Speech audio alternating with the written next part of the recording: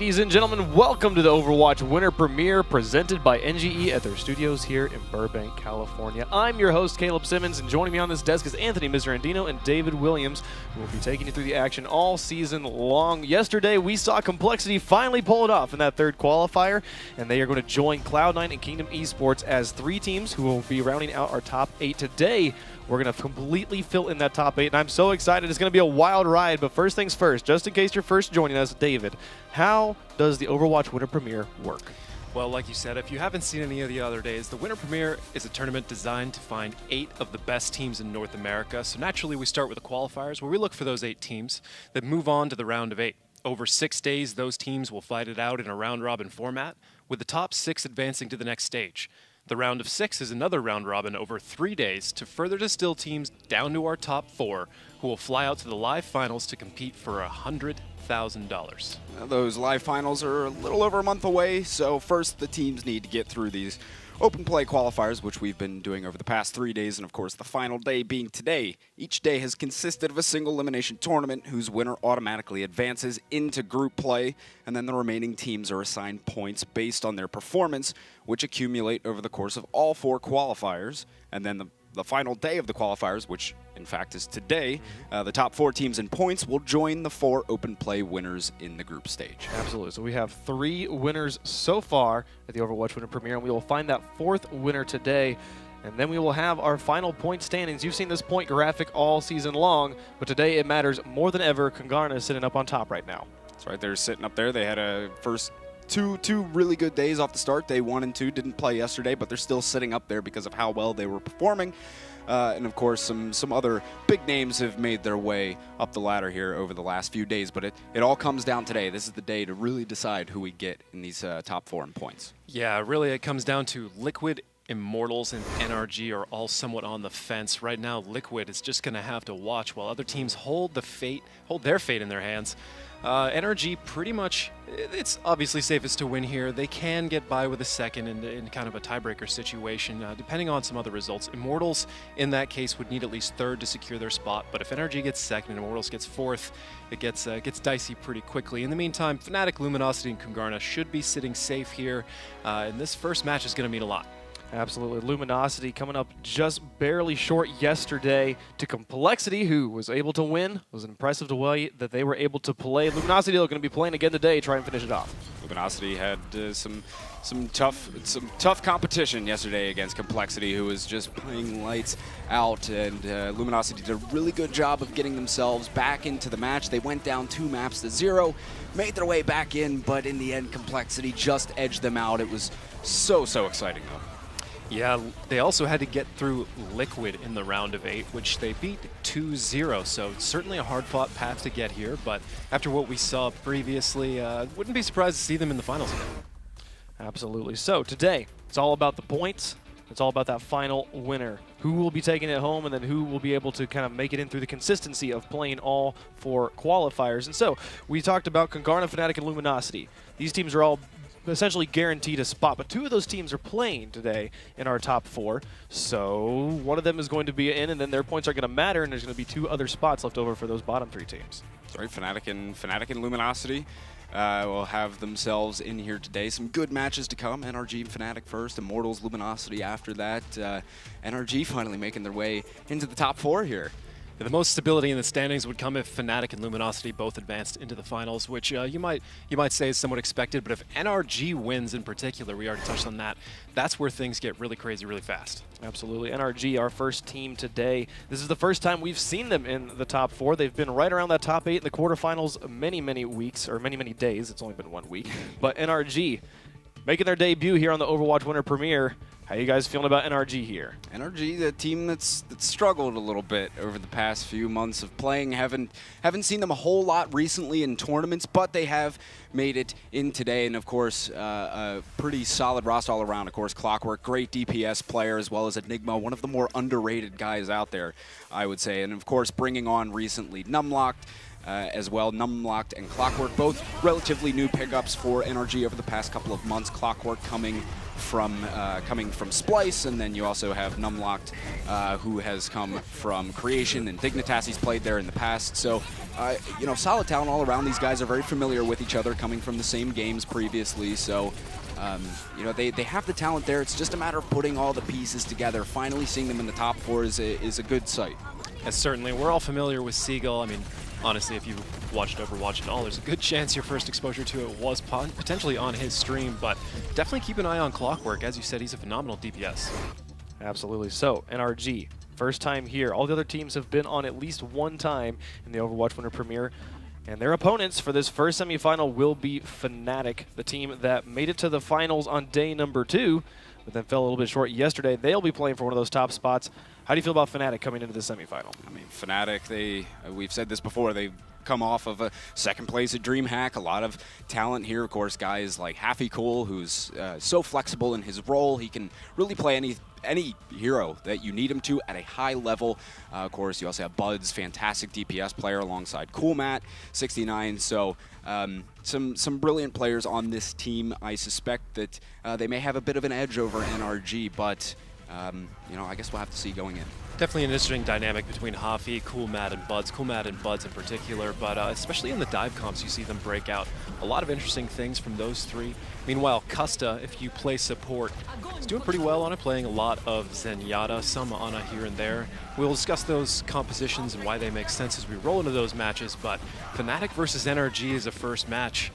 That's going to be intense. One thing to point out, definitely in the round of 16, I believe it was, NRG went head-to-head against FaZe and beat them 2-0, so perhaps NRG definitely stepping it up. Well, they are stepping it up from previous results. Getting through FaZe can't be an easy task. NRG and Fnatic will be our first matchup of the day. We got a new map pool today, as we have every day. Thoughts about today's map pool? I know Ilios is back in, which was popular in days 1 and 2. Maps you guys think we're going to be seeing a lot? Maps you hope we'll see a lot? What do you think about today? And so far today, we've seen, I know, throughout the through the round of 16, round of 8, there's been a lot of Route 66. A lot of teams have been bringing that one out, so I'd expect to see that a decent bit. I know Kings Row is in there as well. Of course, you know, Kings Row is a classic map that a lot of people enjoy playing. So I think those two, as far as hybrid maps, hybrid options go, those will be in there quite a bit. Sure, I also expect to see a lot of Nepal, perhaps a little bit of Ilios. There's also Anubis and Volskaya. I don't expect to see them as much, but perhaps when we get into the finals, if it goes a full 5, maybe into a tiebreaker, we're going to see a lot of maps coming out of that. But definitely in these first few games, I expect a lot of Kings Row, Route 66, and Nepal. Absolutely. You said it there. Route 66 will be our first map in this Fnatic versus NRG matchup. Thoughts about these two teams coming in? We've seen Fnatic play here before. Thoughts about NRG? I know we got to see them play in the quarterfinals on Route 66. How do you feel this map is favoring one team or the other?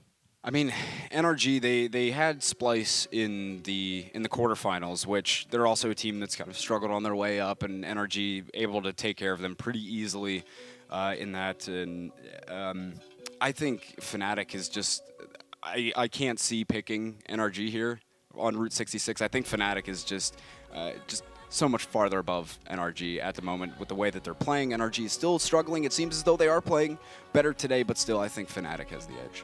With NRG beating FaZe, there's certainly casting a little bit of doubt on how easy that might be to make, but I definitely still would go with Fnatic on pretty much all maps, honestly. They're just a strong team overall, one of the favorites to take today, I would say.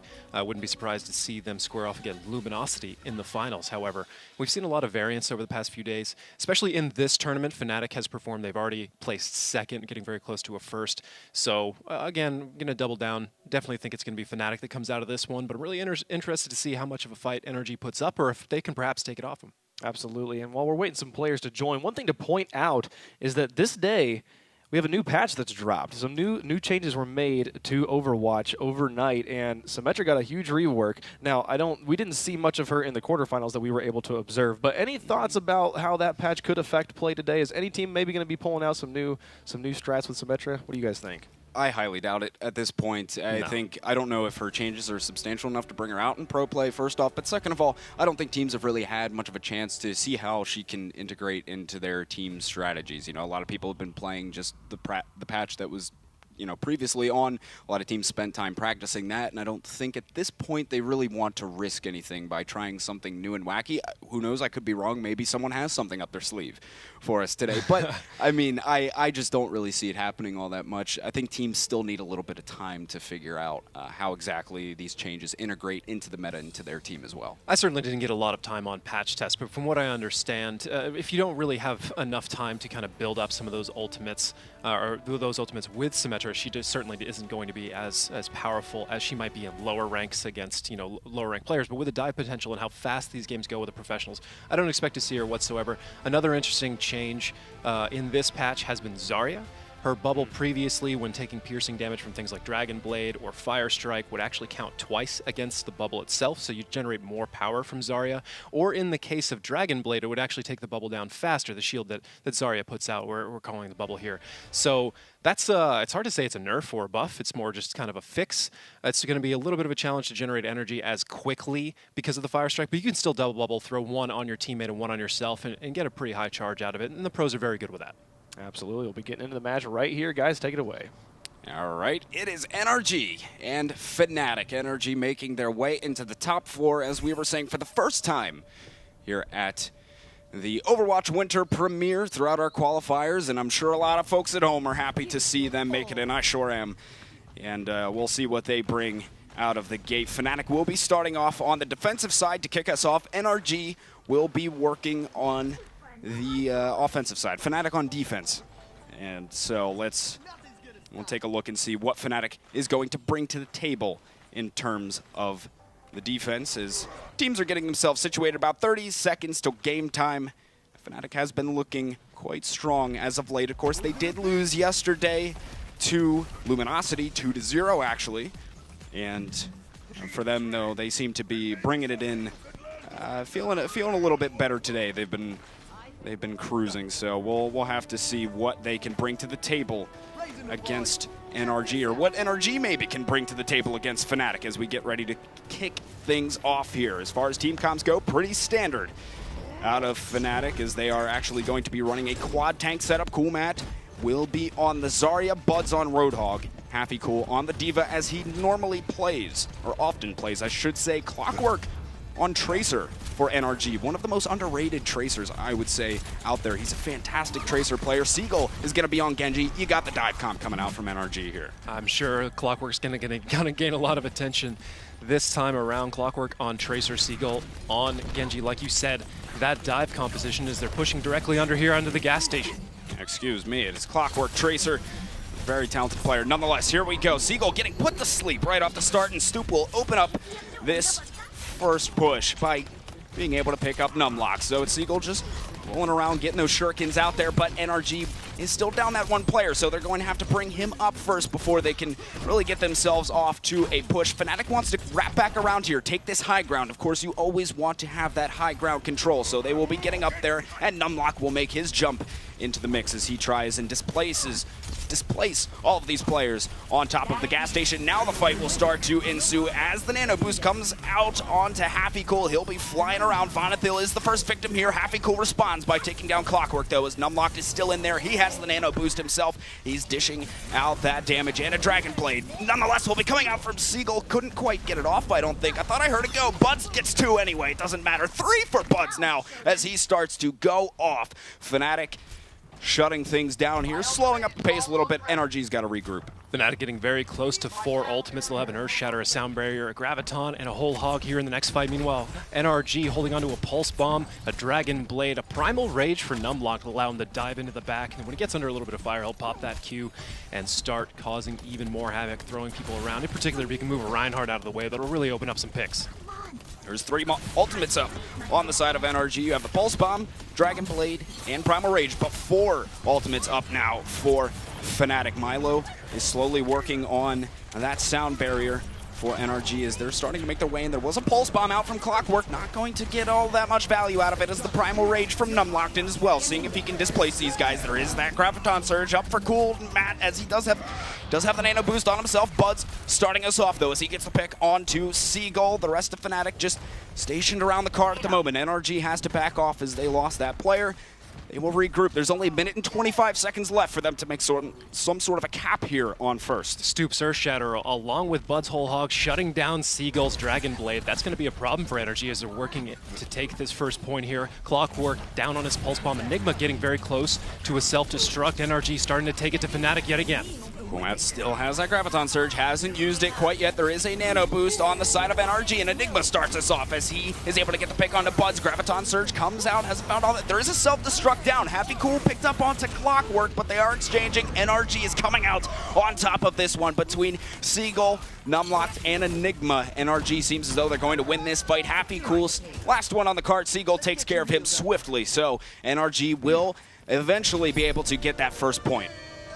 NRG now holding on to a Pulse Bomb, getting somewhat close to a Dragon Blade and another Primal Rage. Fnatic really only anywhere close to a Nano Boost, but they're definitely down in the economy now. They're going to have to make some plays happen here to come back from that. Otherwise, mostly they just need to defend, shut down NRG's ultimates as they come out, especially in a dive comp. Some of the chaotic situations, those ultimates will definitely add up on Fnatic. Fnatic holding the high ground, starting to press to contest against NRG. NRG getting the cart past the second point. Nano Boost at the ready. On the side of Fnatic, Pulse Bomb out from Clockwork. Still not all that much with that. The Nano Boost is going to be on Stoop as he just comes forward. Dummy gets that sleep onto him though as he takes a little nap towards the gates, and Seagull under pressure will have to move himself up onto high ground to safety, but Stoop did go down, so it's a one-player advantage for NRG. This is their time to make the move. Now they have still a one-player advantage as Buds was able to get Clockwork. Dragon Blade out from Seagull as they got the sound barrier as well, taking down Custom, moving into that back line, trying to see if he can maybe pick up on Vonethil as well. And Dummy was able to get Buds, so NRG continuing to move here. They only have a minute to work with though as they're pressing Fnatic back. Vonethil pressing the right click there to push back Seagull's Dragon Blade, keeping himself alive. Seagull getting very close to picking up a 2K on both of Fnatic supports. Fnatic starting to mount a second defense here. They will have self-destruct for that zoning potential, getting close to a Whole Hog, which can do a whole lot of pushback in zoning. A Nano Boost coming out, landing onto Winston. Numlocked will be moving on in, gets put to sleep though by Custon. He wants to continue, see maybe if he can pick up this support kill. Cust is very hurt. This would help them a lot. He's doing a good job of distracting those supports in the back line. They're not even out there with the rest of the team. NRG is coming out on top of this one as Clockwork and Numlocked both able to pick up two, and Buds does get a return frag onto Numlocked, but still NRG doing work here. 15 seconds for them to get this cap as they come back out. Happy Cool's the only one on the card for Fnatic at the moment as he gets ejected from his suit and he's being pressured by Clockwork. Milo getting the finishing blow there. And they are moving that card slowly but surely. They will get it. A minute and 30 for them to get to last point though. Fnatic holding on to an Earthshatter with Stoop. That will have a lot of delay potential, potentially a team wipe depending on the circumstance, but you can expect 2, maybe 3K out of that alone. NRG really down on their ultimates, getting very close to a Primal Rage for Numlocked. Still keeping the dive comp as they move here into the third point on Route 66. Vonethil soon coming up on a sound barrier. Custa almost has that Nano Boost, and Happy Cool soon on that self-destruct. Stoop gets the Bionic Grenade put onto him. He might be low-hanging fruit, and indeed he is. Numlocked jumps in to finish him off. Vonethil gets the trade though as Numlocked couldn't keep himself sustained in there, and here comes the Nano Boost. Off on a Happy Cool, gets put to sleep, but they wake him right back up. A short nap for this man here as he has himself just standing on the cart, maybe able to take care of Clockwork. Indeed he will, as Clockwork has made his switch over to Reaper now instead of being on Tracer. Seagull, Numlocked, and Dummy all have ultimates at the ready. Look for possibly a Nano Blade on this next fight for NRG. Milo also has that sound barrier as now they starting to work their way in slowly. Self-destruct out on the side of Fnatic, just zoning them out. There's only 20-some seconds left. Here comes the sound barrier into Dragon Blade onto Seagull. He's trying to dish out that damage, but a counter sound barrier came out from Fnatic, and he really doesn't get all that much value off of it. They trade 1 for 1. It is going to be now a 5v4 fight in favor of NRG. Buds, though, doing work. He picks up to himself. Clockwork and Milo both go down. Seagull getting put to sleep. It's not looking good for NRG. They're down 3 players. They need to make sure someone stays on that cart, and it's starting to tick away. Nobody's back there. Seagull's got to make it to the cart. Someone got there just in time, but still Buds is cleaning up people all over the place. Happy Cool is there as well to take down Seagull. Somebody has got to stay on it. Coolmat throws that Graviton Surge out there. Enigma will be there for now, but I don't think there's anyone else around to put their foot on the cart. Indeed they aren't. And Fnatic will stop NRG before they're able to get last. Fnatic able to hold there on the third point. a couple different situations, I thought those ultimates might come bite him again. A little bit of an early nano, perhaps, but the Earth Shatter coming out of Stoop really countered by Seagull holding on to his Dragon Blade and diving in, pressuring out Stoop as he's trying to follow up his own Earth Shatter. Not something you see super commonly. Often you see an Earth Shatter get followed up by its own team, and a lot of those people go down, but a Dragon Blade is certainly one way to make a Reinhardt second guess what he's about to do. Well, now they go into the switch of sides as Fnatic will try their hand on the offense. NRG will have to put up a pretty decent defense here. They did make it past the second point in the end, but Fnatic stopping them from getting the last point. So we'll see what they decide to bring out on their offensive side. And as far as the defense goes, that will be coming out from NRG. So far, they're showing a pretty similar composition to what they just had, though it will be Seagull on the Zarya this time. They'll have triple tank, but Clockwork still rocking that Tracer as he did through the first 2 points about for NRG. As they now move to defense. Nothing complicated here with any sort of time bank situation. Fnatic simply has to push the cart slightly further than NRG did. Round that last bend as they head into the third point, Fnatic can definitely do that. They're going to need to get past this first point rather quickly. The second point, they've tended to be pretty quick on. Let's expect to see another dive comp coming out of them on their offensive side here. Meanwhile, NRG perhaps looking like they're going to continue with Clockwork on Tracer.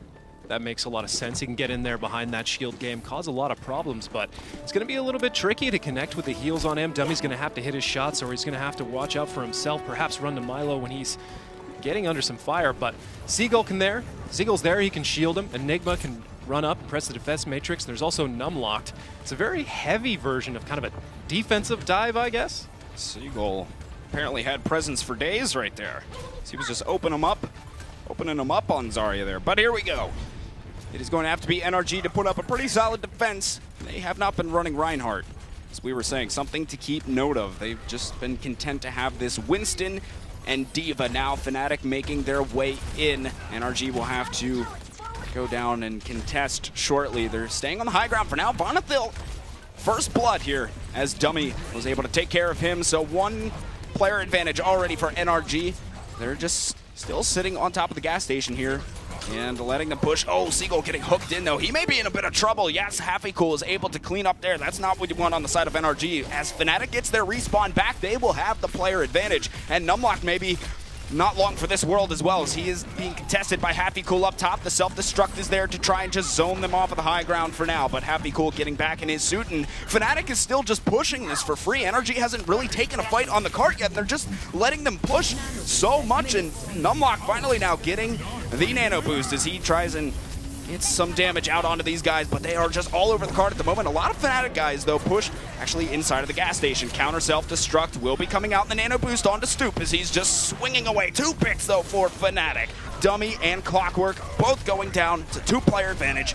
NRG not looking too strong here off of this, and Numlocked will also be amongst the victims so far for this Fnatic push, and we still have Enigma in on the cart for the time being, but he's being blasted back by the whole hog of Buds. Milo goes down as well. So far, NRG's just been stalling the cart little by little as they have players in. There is a Graviton Surge up for Seagull. No one was home to use it and make it useful. So that will be Fnatic. Pretty easy take for them on the first point. Fnatic actually getting away from the kind of dive or hyper-aggressive strategies we've seen them run in the past that we probably expect in this situation. Running a lot heavier, they will be holding on to a Graviton, an Earth Shatter, a Sound Barrier, getting very close to a self-destruct for Hafi.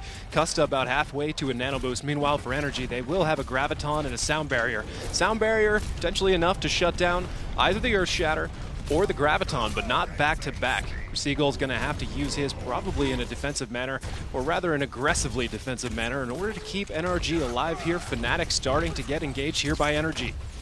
A lot of CC is going to be available for Fnatic in terms of ultimates. They have 4 ults in total, almost 5. There is the Graviton out from Seagull. See what they're able to get. Biotic Grenade lands on them on the side of Fnatic, and there will be sound barriers used by both sides. Enigma is the first to fall in this fight. It's a 6v5 in favor of Fnatic now as they continue to press themselves forward. Still scrapping it out, though. No one else going down. Coolmat is going to use his Graviton Surge. That's 3 more for Fnatic as they are rolling through NRG here. Seagull's still in on the cart. Coolmat melts him quite quickly, and Fnatic is continuing their reign of terror through the streets phase. Fnatic not even having to use either the Graviton or the Earth Shatter to get NRG's sound barrier out, but they followed him up when they effectively had nothing to hold with. And right here, you'll see how that works out for NRG as they absolutely dominated by one single Graviton, 3 of their players going down, followed by Zarya. Used 2 ultimates there. Not sure if they needed the Earth Shatter on top of that, but they did win the fight nonetheless. There's a self-destruct coming out from Happy Cool, getting both of the supports on the side of NRG, and that is not good news for them. As now Stoops swinging away, and the whole hog out from Buds. He's able to get 2 himself. Seagull and Enigma both going down as they are just shredding through NRG. And still, though, NRG's, I mean, they've held it a decent bit, and there will be, so far, 1:30. They'll get this point soon and get a little bit of extra time, but they are coming close to meeting NRG's point that they stopped at. 3 minutes for Fnatic to push it just around 34 meters. It's looking good for Fnatic. They are down on ultimates, but they are getting rather close to a nano, which can combine with perhaps Hafi to press teams back quite a bit. Somebody, whoever is nano boosted, will generate a lot of ultimate rather quickly with how much damage they're doing. Meanwhile, NRG holding onto a nano boost and a pulse bomb. Now with the self-destruct, they will have a lot of zoning potential, a lot of damage to be able to do. NRG perhaps able to hold this point. Dummy, Enigma, and Clockwork all have the ults up. Here comes a self-destruct in. So Enigma starts it off. He gets Stoop. They trade 1 for 1. Seagull gets Vonethil then as well. It's going to be a 5v4 in favor of NRG. Make that a 5v3 as Seagull's going to town. He's able to get a couple himself, and he will have a Dragon Blade at the ready as well, but he wants to save that for the next fight as he continues to come through and clean up here. NRG staying in it for the time being. They'll have 2 ultimates. Almost 3 for this next fight, maybe the Nano Blade. Fnatic getting very close to 5 ultimates, though, and when that does come up, it will be a lot for NRG to handle. They will have a Dragon Blade and a Nano Boost, perhaps a Nano Blade, and there it is. Here we go, Seagull coming in with it. He's able to get 1 so far, taking down Custa, looking for a little more, but no one is around for it. Still, they will be 1 for 1 on this, as it is a 5v5. Earth Shatter out from Stoop, though, able to get a couple inside of it. Here comes his self-destruct as well from Happy Cool, taking down Milo. This could be Fnatic's chance to take this first map. Buds getting Clockwork. Players from NRG dropping like flies, and there is Fnatic. No one around from NRG to be able to stop this cart, and they will take the first map here on Route 66.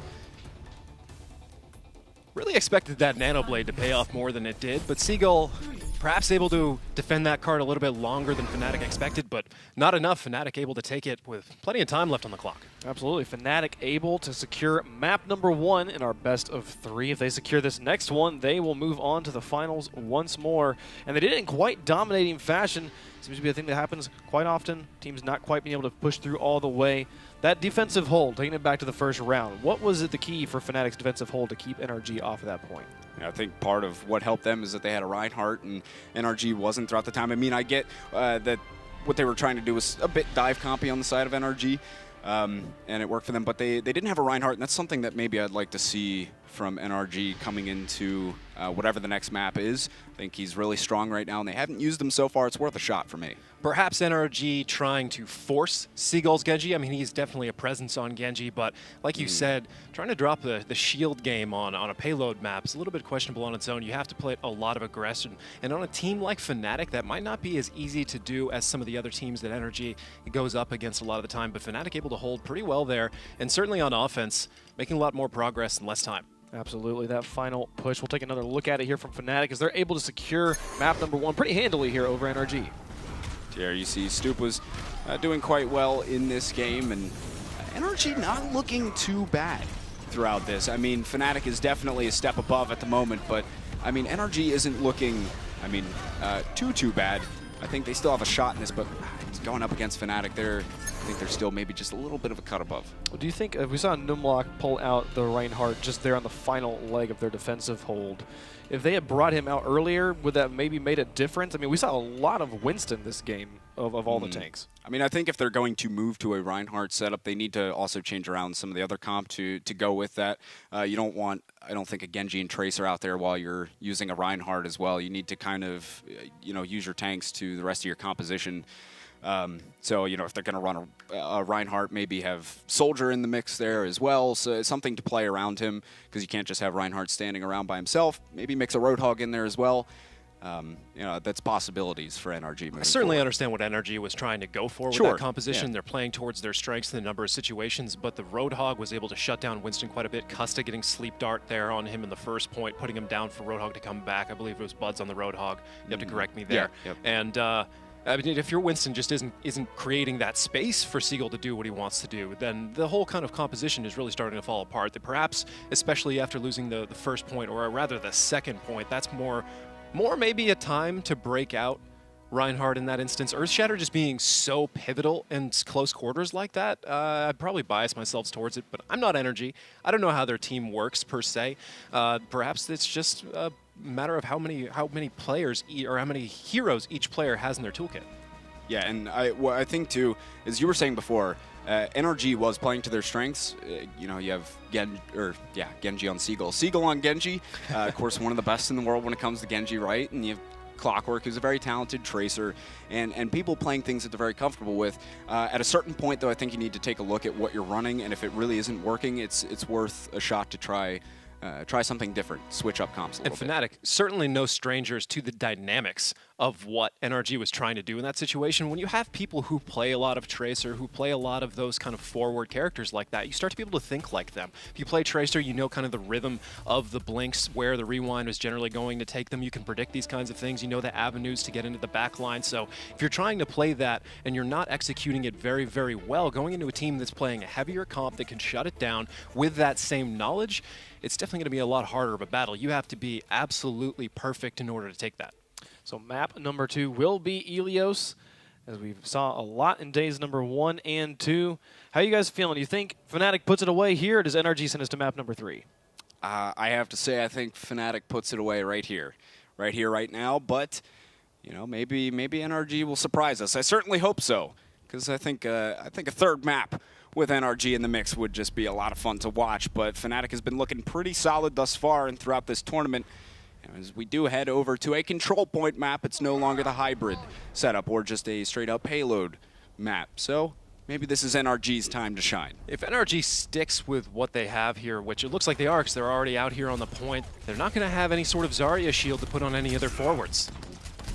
Well, here we go. They are playing pretty much the exact same comp that they had before NRG, as already Seagull's just standing on the point, getting his shurikens out there, and Fnatic will be running a quad tank setup.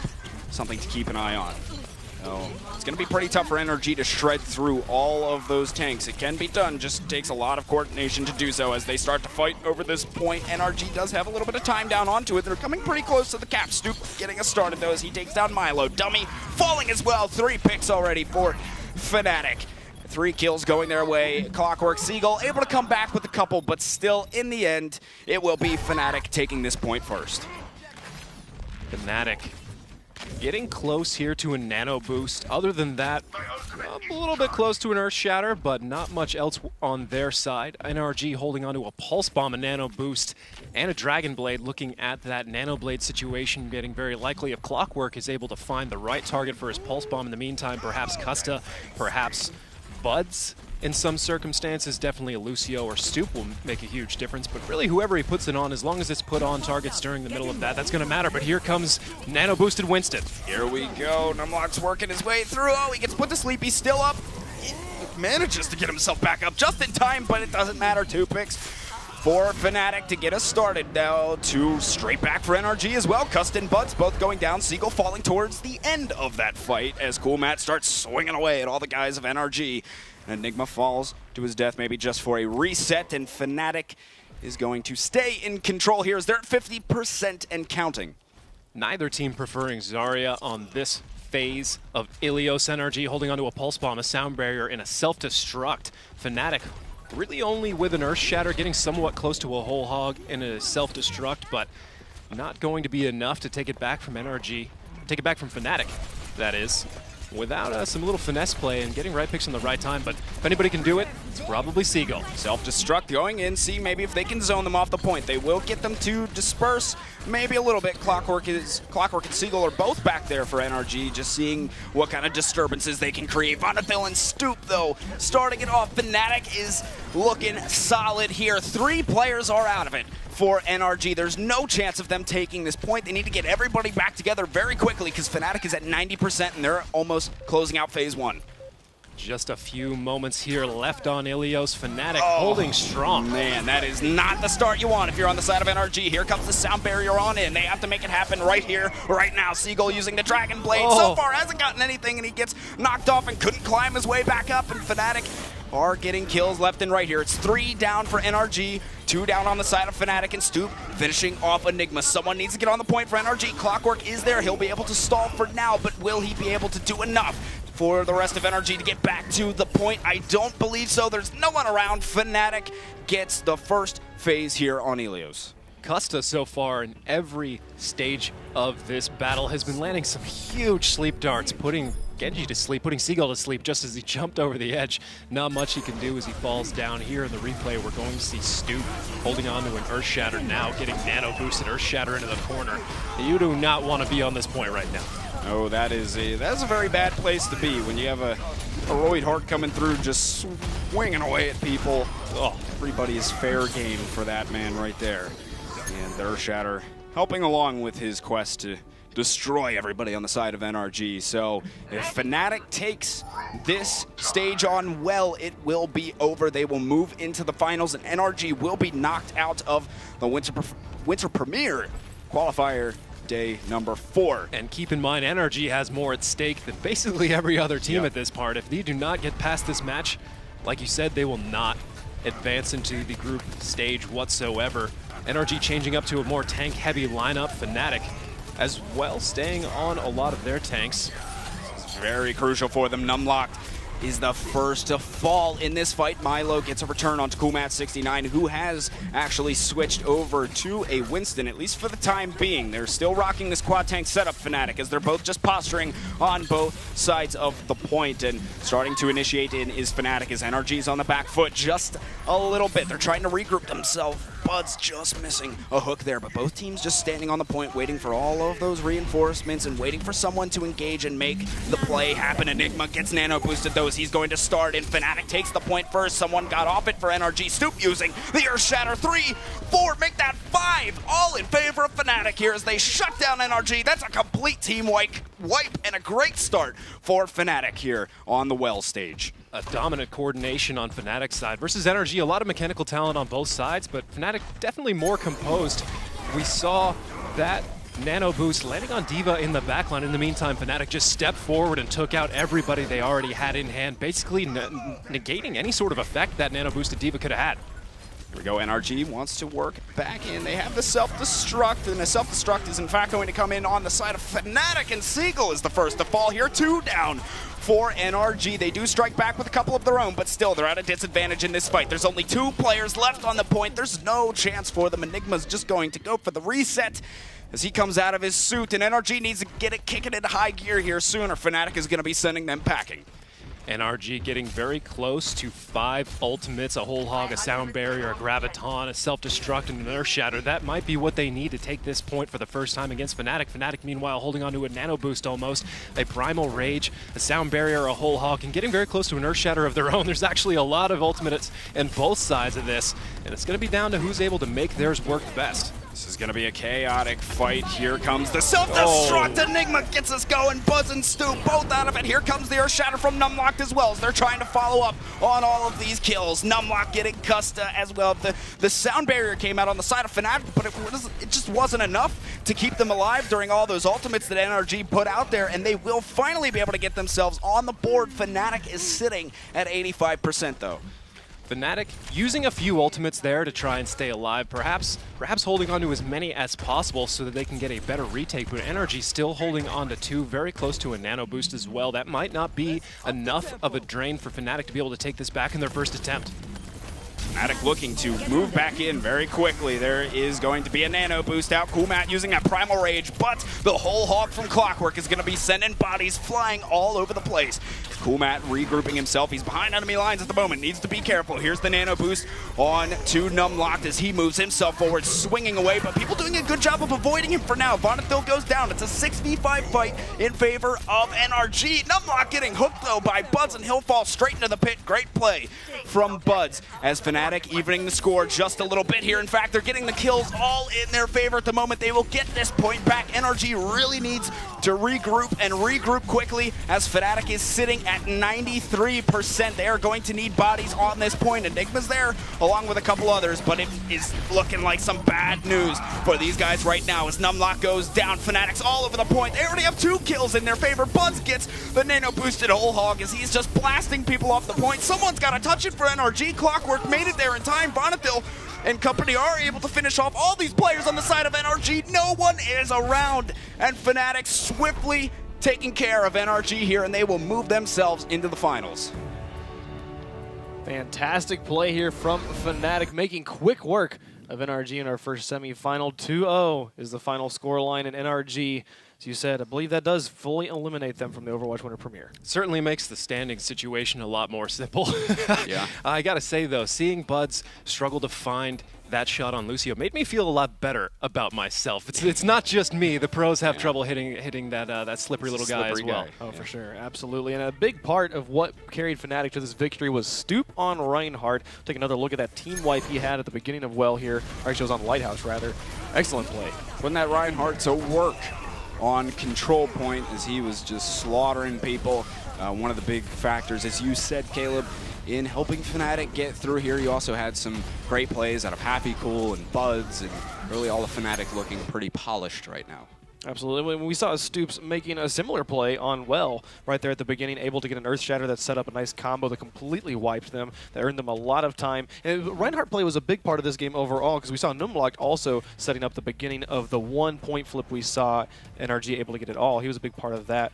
Reinhardt being a big play in this team meta. Certainly with Well having that gigantic hole in the center, it can be a little bit awkward to negotiate team movements around, as we saw there. There was getting a lot of dispersion, especially on the side of NRG, and at that last fight as Fnatic was able to not only cap the point, but have a fight in one room and also another fight with a Lucio and a Roadhog on the other side. It can divide people very, very quickly. So having a Reinhardt there, and in some cases a D.Va can work as well, but having a Reinhardt there to kind of set up a shield and allow you to move around under some form of cover allows you to close those distances and take the fight to him, where otherwise it's a little bit of a scattershot approach. The only other thing I want to talk about from this match was Cool Matt on the Winston. We talked about why NRG was playing the Winston on the first map, Route 66. What were the thoughts you think behind Fnatic pulling out Winston here on Cool Matt? I mean, they bring him out. You get some more mobility. I believe they still had the Reinhardt out there, and Yes. And I think if they were worried about if Seagull was going to be playing Genji too, of course, Winston is a great counter to Genji. I think maybe they were expecting NRG to be bringing that out of the gate, so Cool Matt was preparing, I think, for that. That might be a good part of it. I mean, I would expect to see Seagull playing a Genji, especially on a map like that. I know the Genjis that I know love that part of Well. There's just a lot of different, I mean, as much as they like the map, there's a lot of different objectives or a lot of different cover for them to climb around on. But I think one of the other things is, due to the fact that the Well kind of divides people into different areas, it's very easy for a team to extend, and you don't necessarily want to follow them up with heroes like Ana sometimes. You can be kind of caught outside of a shield, so that leaves a lot of room for a Winston to jump in and over and right in behind, and with all that natural cover around, it's really easy for a Winston to start finding isolations on those supports, so perhaps a little bit for the Genji, and then just seeing how effective it was. I mean, realistically, he probably already knows how effective it's going to be. It just makes a lot of sense. Absolutely. So, that does it for the first semifinal here at the Overwatch Winter Premiere. The second one will be Immortals versus Luminosity, which is actually a rematch of our second finals from yesterday. And we're going to start off with Immortals. What do you guys think about Immortals after seeing them play yesterday? Well, I mean, Immortals, they had some pretty good showings even earlier today. They were able to take down Kungana in the round before this. Grim Reality as well as Agilities, they're both really solid players. We were watching Agilities today, and his DPS was just incredible. He was playing a fantastic Tracer on Route 66. He also has a pretty insane Roadhog to go along with that, so he's one of the guys that you want to keep an eye on for sure moving through. Yeah, we also mentioned that Verbo is a relatively new addition to the team. Agility switching around to a number of different characters. If I remember correctly, switched to a Genji on the last point of Gibraltar and went pretty nuts on the opponent, opening up a lot of opportunities for them. But I also want to point out Aethan. We talked about his Zenyatta play yesterday, and with a little bit of the first-person view I had up here of how well he was doing on it. Anytime he put a Discord on somebody, he had so much space to just absolutely start putting them down, and back to back to back, everybody he put a Discord on and followed up on went down very, very quickly, and that was very pivotal for them on Gibraltar as well. Absolutely so. On one side, we have Immortals. On the other side, we have Luminosity, who made the run yesterday, making it all the way to the finals and just barely falling short to Complexity there in a thriller Game 5. They got to be on fire coming into this one, don't you think? Oh, yeah. Luminosity, they are definitely feeling good. They had a great match against Complexity, just getting edged out in the end yesterday, but they showed a lot of resiliency. Of course, you have, I mean, a whole load of guys, really, on this team that came up big yesterday. Icefelt playing great. You also had Crew, who was just a monster for these guys in the matches yesterday. So something definitely one to keep an eye on. I noticed one or two absolutely key sound barriers from Minerals. Icefelt definitely doing a lot of work on Tracer. Spree getting a few Roadhog hooks that were rather important. Crew, I mean, I think enough has been said. You pretty much just mentioned his name and how many different heroes he played. I think Caleb was keeping track of just how many that was yesterday. And then not to forget Hedon. A lot of key sleep darts from him yesterday. I was actually speaking with, I believe, Minerals earlier today, and Hedon was having a little bit of trouble loading in with a patch, so I was feeling a little bit nervous that whether they're going to be able to put their best foot forward, but they went through a hard bracket to get here. Absolutely. Well, you pointed out Crew there, and we also talked about Agilities being these flex players. We have Agilities on one side, Crew on the other side, and you mentioned it. Genji, Pharah, Tracer, Zarya, Mei, Soldier, Winston were the players we saw Crew play just yesterday. And these sorts of players that have just a super, super deep hero pool that they can pull from, and it just creates such flexibility with these rosters. Like, talk about what they bring to their teams, and is there one here with Agile versus Crew that maybe you think is doing a better job for their team? I think it's great that Crew has so many options. It gives Luminosity so many options. You saw so much hero switching and composition changing out from Luminosity yesterday because Crew can play so many different heroes, and that just gives Luminosity another leg up on some teams that maybe don't have players with as deep of a hero pool, because it's one thing to be able to play a hero, but to be able to play a hero at a top level and compete with the best of the best on all of those heroes is a totally another factor, and Crew is able to do that on a lot of heroes. And they just always have another trick up their sleeve. I mean, when they were playing against Complexity, they got a lot of mileage out of Crew switching to Pharah in certain circumstances, and they couldn't find somebody to counter him with a DPS. I think they were maybe thinking they can get in the back line with Tracer. I'm not going to talk too far into Complexity. I'm getting distracted. The fact is, Crew and his versatility adds just a lot of options to a team composition, and I think that's the same on the side of Agilities as well. Yeah, Agilities, I mean, like we said, we were watching him earlier today. The guy was, he primarily was sticking more so to Tracer and Roadhog, but I mean, he was really making a lot of big impact for Immortals, specifically on Route 66. I remember at one point, he just stayed alive for so long. His survivability is great, but also his ability to go through and clean up onto players' Agilities on Tracer. It was just, it was phenomenal to watch, and he can really get a lot of key opening picks on Roadhog as well, getting the hook and then finding that opening kill. So he's going to be a factor for Immortals here. And to repeat myself a little bit, I mean, with Overwatch being such a game where hero counterpicking of heroes is such a huge factor in things and such a valuable asset. Once you have players that are able to counterpick basically on their own and the team can just make minor adjustments, you don't have to get people playing in roles they're perhaps not comfortable with. I mean, most of the pros are going to be comfortable playing a lot of characters, right? But there's always little tricks, little things that are on the front of your mind that you might forget if you haven't played one in a while. But if it's one guy who's doing a lot of the most pivotal changes and you're switching back and forth between maybe one or two or perhaps three of a similar thing like a support class or a tank, that allows you to shine and play your best, while those just naturally talented kind of super freak level people like Crew are able to just fill the rest of the team for you. Absolutely. So we talk about the hyperflex players of Agilities and Crew, but you also pointed out Athan and Hedon, the support players on both of these rosters, both who like to favor Zenyatta in a meta that is very Lucio Ana heavy. Thoughts about these players? Well, I mean, supports are always a crucial part of your team, and Hedon, whether he be playing Ana or Zenyatta, same with Athan. No matter what they're playing, it seems as though they're making something happen, and Athan in particular on Zenyatta the other day was just nutty. I mean, the guy was just crushing people with Zenyatta, and Hedon, of course, as you were saying, David, he's really getting some crucial sleep darts, biotic grenades, what have you, but really making things happen. Maybe not, you know, not as noticeable to the untrained eye is, you know, someone just going off on Tracer and getting 3 or 4 kills, but just as impactful, he's able to make himself playing that support role.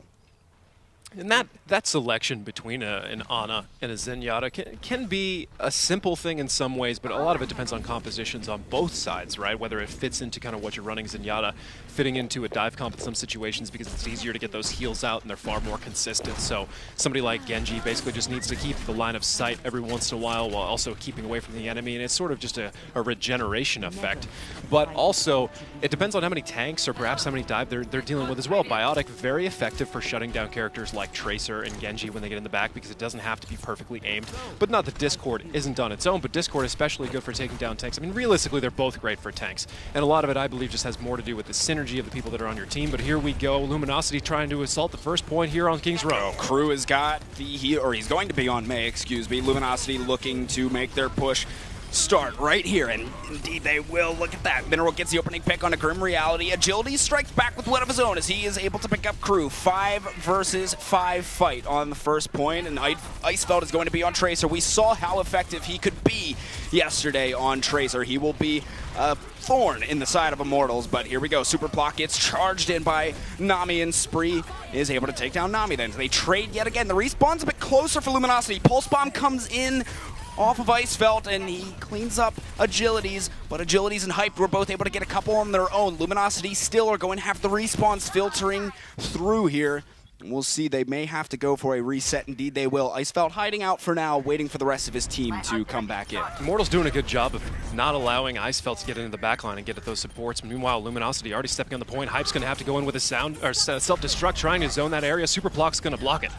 Yeah, Nami does take down Super Plock, and that is going to be a 5v4 fight. Make that 5v3 in favor of Luminosity. They are on the point, picking up all the kills that they need. There is going to be a sound barrier out for Immortals. I'm not sure as though they really needed to use that one. I'm going to definitively say that was unnecessary, but the self-destruct, huge. It prevented the first tick even from Luminosity, so well placed there. Even if it only buys a few seconds, that first tick matters. Every single tick matters, as it takes a full 3 of those ticks for Luminosity to cap this first point. They're going to make another attempt here. Hype causing a lot of problems, flying right over the ice wall. Burbo a little bit happy on his sound barrier there, but you have Icefeld in the back line, seeing if he can disrupt some of these supports a little bit, distract them, and give them a little run for their money. It's still a 66 fight on the point. There was a Blizzard use, and a sound barrier comes out from Luminosity, and they get us kicked off by getting Nami and Grim Reality Earth Shatter out from Super Block. That is 3 for Luminosity here. The Dragon Blade out from Agilities as he's seeing what he can find. It's 2 already. Make that 3 for Agilities. He's bringing Immortals back into this fight, but Luminosity's still standing strong on the point. Agility's getting yet another one. 4 in total. But these respawns from Luminosity are coming through. They are standing on the point and getting that time. They're very close to a cap, and Grim Reality is caught in at the moment. The rest of his team will be following in behind him as they want to try and stop Luminosity from being able to cap here. Icefeld gets Nami. Grim Reality comes back. Icefeld getting 2. Luminosity will grab the first point, though, nonetheless, as they continue to press through the streets. That's going to hurt Immortals going into the second point, sacrificing 2, but not getting the hold that they wanted out of it. Immortals holding on to attack visor, getting close to a self-destruct, but not much else. Barely over half. Luminosity depleted all of their ultimates, so Luminosity gonna have to push with nothing on their side. Attack visor, though, with a shield up in these street situations, Grim Reality is gonna have to find an angle to really make that work. Now Immortals working their way back up to take this fight. That ice wall is in the way. D.Va couldn't get herself through there. They trade 1 for 1 so far. Both Reinhardts are out of the fight. It's a 1-player advantage for Immortals at the moment as Crew goes down, and Grim Reality is able to take care of him. He has attack visor at the ready. There's a self-destruct for Hype as well. Grim Reality taking down Mineral on top of all of that. So they'll stop Luminosity in their tracks as they come to regroup here. 2 minutes and 50 for them to make it to the next point. Now Immortals holding onto a sound barrier, a Dragon Blade, getting close to an Earth Shatter and a Nano Boost along with attack visor to self-destruct. They're going to have a full house on their side on defense. Meanwhile, Luminosity Oh, Grim Reality hiding in the back. He goes for the tack visor, but that big self-destruct out from Hype is able to get to Nami, and Grim Reality combined for a little more on top of that. And there's 2 up for Luminosity. It's time to regroup yet again as they all come out of the respawn queue. Very sneaky tack visor from Grim Reality out of the back. He didn't get a whole lot, but he certainly was a factor here, dealing quite a bit of damage. Able to pick up 2 throughout that fight. So here we go, right back into it as they want to go for yet another one. There will be a blizzard out from Crew, seeing who will get caught in the middle of that. Nami and Verbo among the victims so far for Luminosity. Agilities got Ice Felt, and they're still duking it out on the card as Hype is in, and he is given Super Block a little bit of a run for his money. I think Hype doesn't have too much company around him, though, as Agilities and Nathan both get finished off, and now Hype is ejected out. He is quickly dispatched of, and Luminosity will continue to move this cart through the streets. Immortals burning 4 ultimates on that second to last hold, definitely coming back to haunt them there as Luminosity getting a lot more momentum into the second point. They're holding on to a Pulse Bomb, a Nano Boost, getting close to a Sound Barrier. They already have a Graviton. Look for that Graviton from Spree connecting with the Pulse Bomb from Icefell to really open up this next point for Luminosity. Ooh, Earth Shatter coming out from Nami. He got a lot of players down on that one, but Nami in the end is able to go down. Here comes the, oh my goodness, the Graviton in with the Pulse Bomb as well. Picks up 2. There's another 2 from Crew and Spree. Luminosity finding all of the frags that they need to take this second point. They will roll through, and now they have 2 minutes and 20 seconds in total to get to last. And look at this, they're playing aggressive forward, Luminosity. They've even been able to stagger a couple kills on top of that, which is great news for them.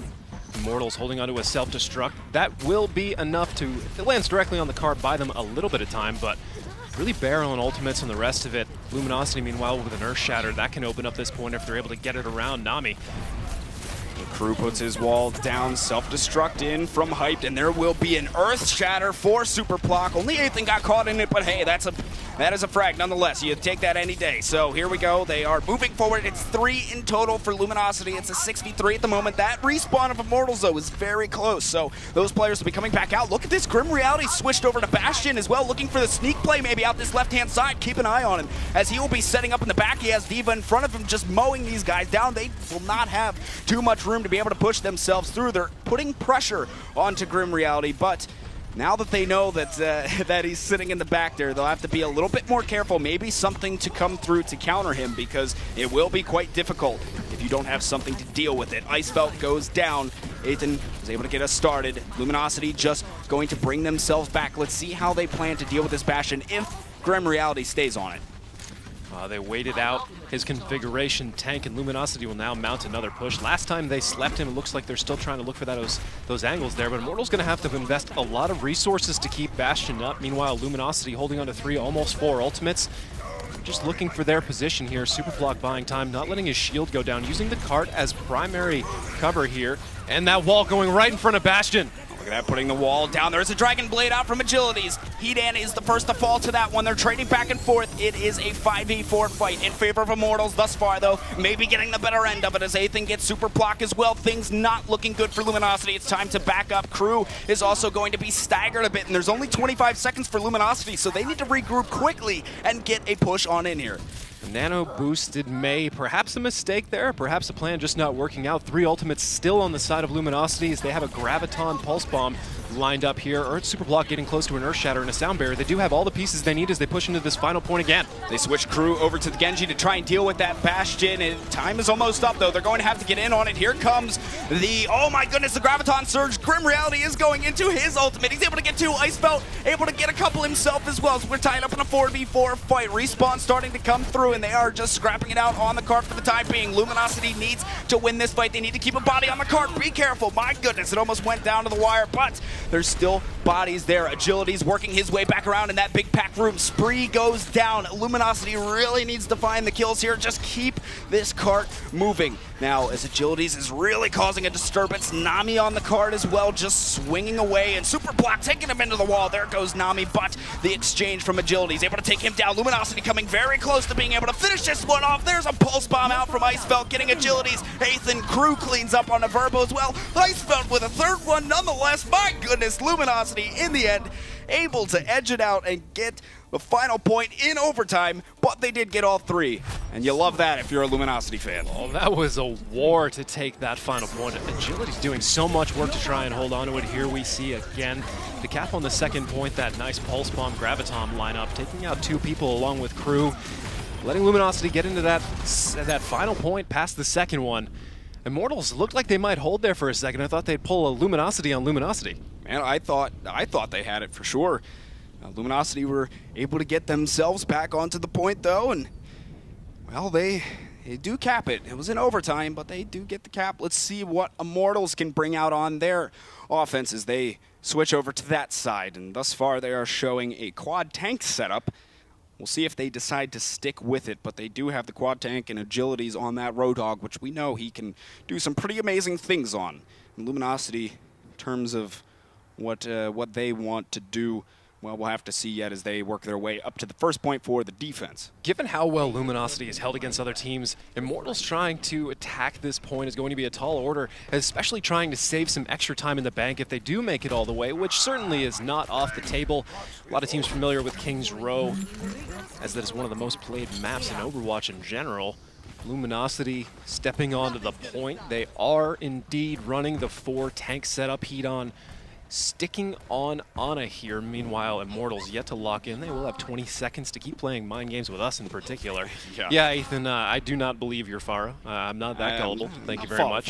If you'd like to switch to Zenyatta, that would be neat to watch, I'm sure.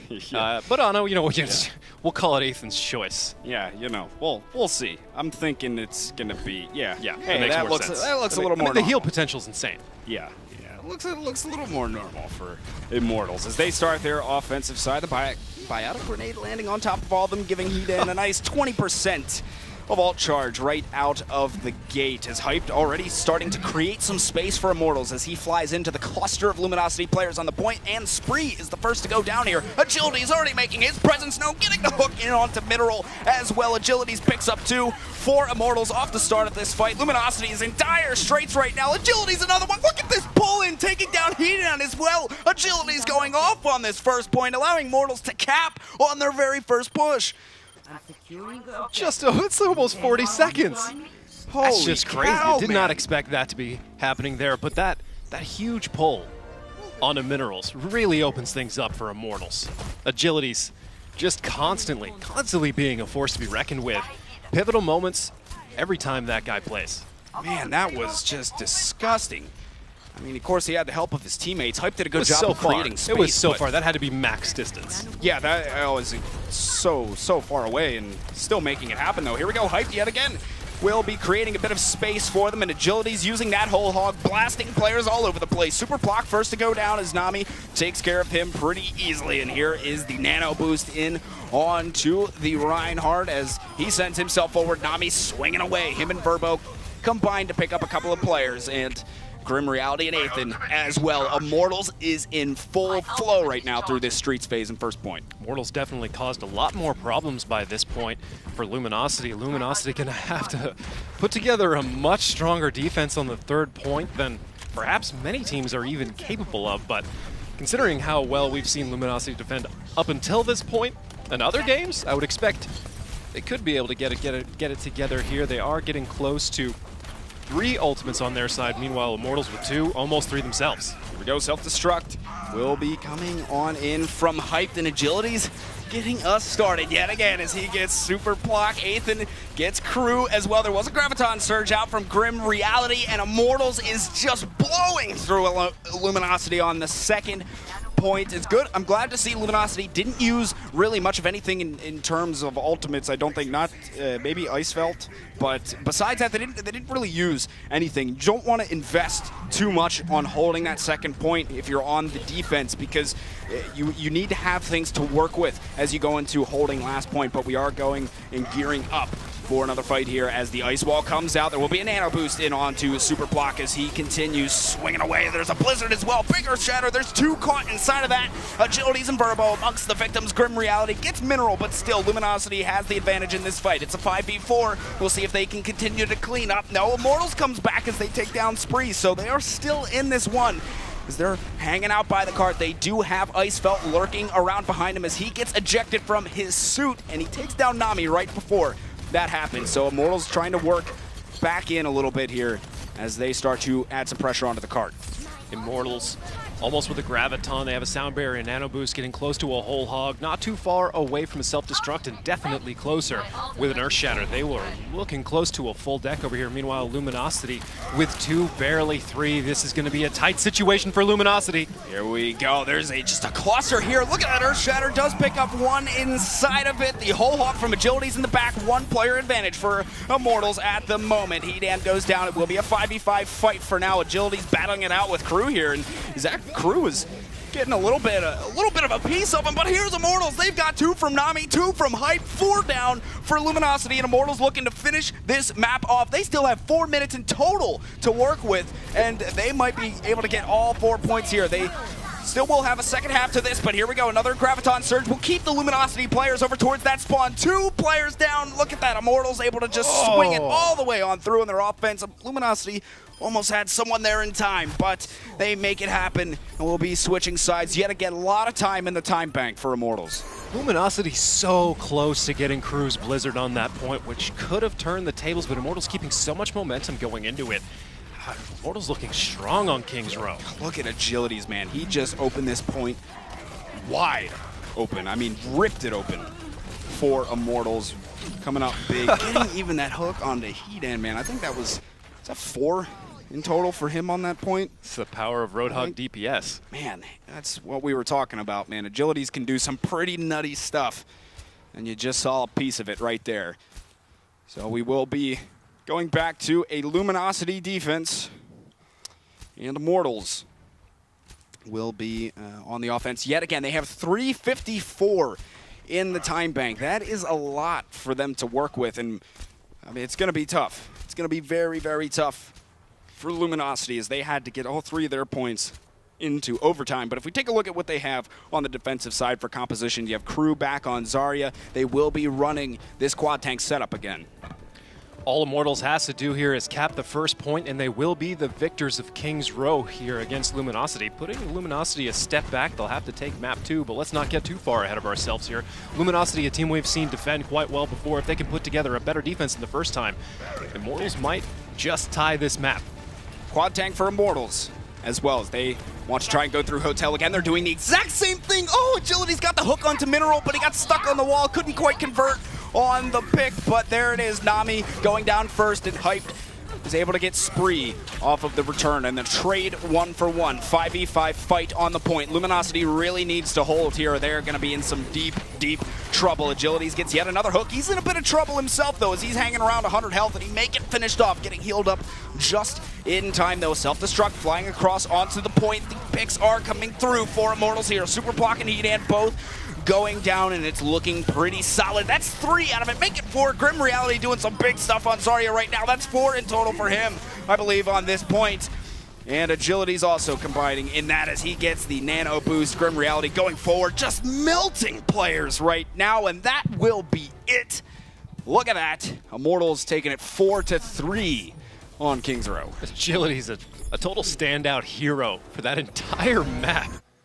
Yeah, that was incredible. We talked about him at the beginning of how he was going to be a flex player that was going to be very, very important. We saw him play Genji and Roadhog. We didn't see him play any Roadhog yesterday, but holy cow, we've been talking about great Roadhog players all season long, and we need to be talking about Agilities. Yeah, man, this guy is really, he's made a fan out of me because he's just been doing some just crazy stuff. I mean, you saw him on that first point take, I think 4 kills for him, something like that, just getting hooks like max range and pulling these guys back in.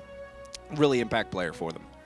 Agilities with 22,000 damage done on Roadhog, 23% of his team's damage. Grim Reality following up there, though, with 57% kill participation. Yeah, Grim Reality's another guy to keep an eye out on, too. You know, whether he's playing, I mean, McCree, that's something that they do like to pull out a lot. We may get to see it at some point, so you know, keep an eye on it. But throughout much of this, he was using Zarya and was using it quite effectively, really.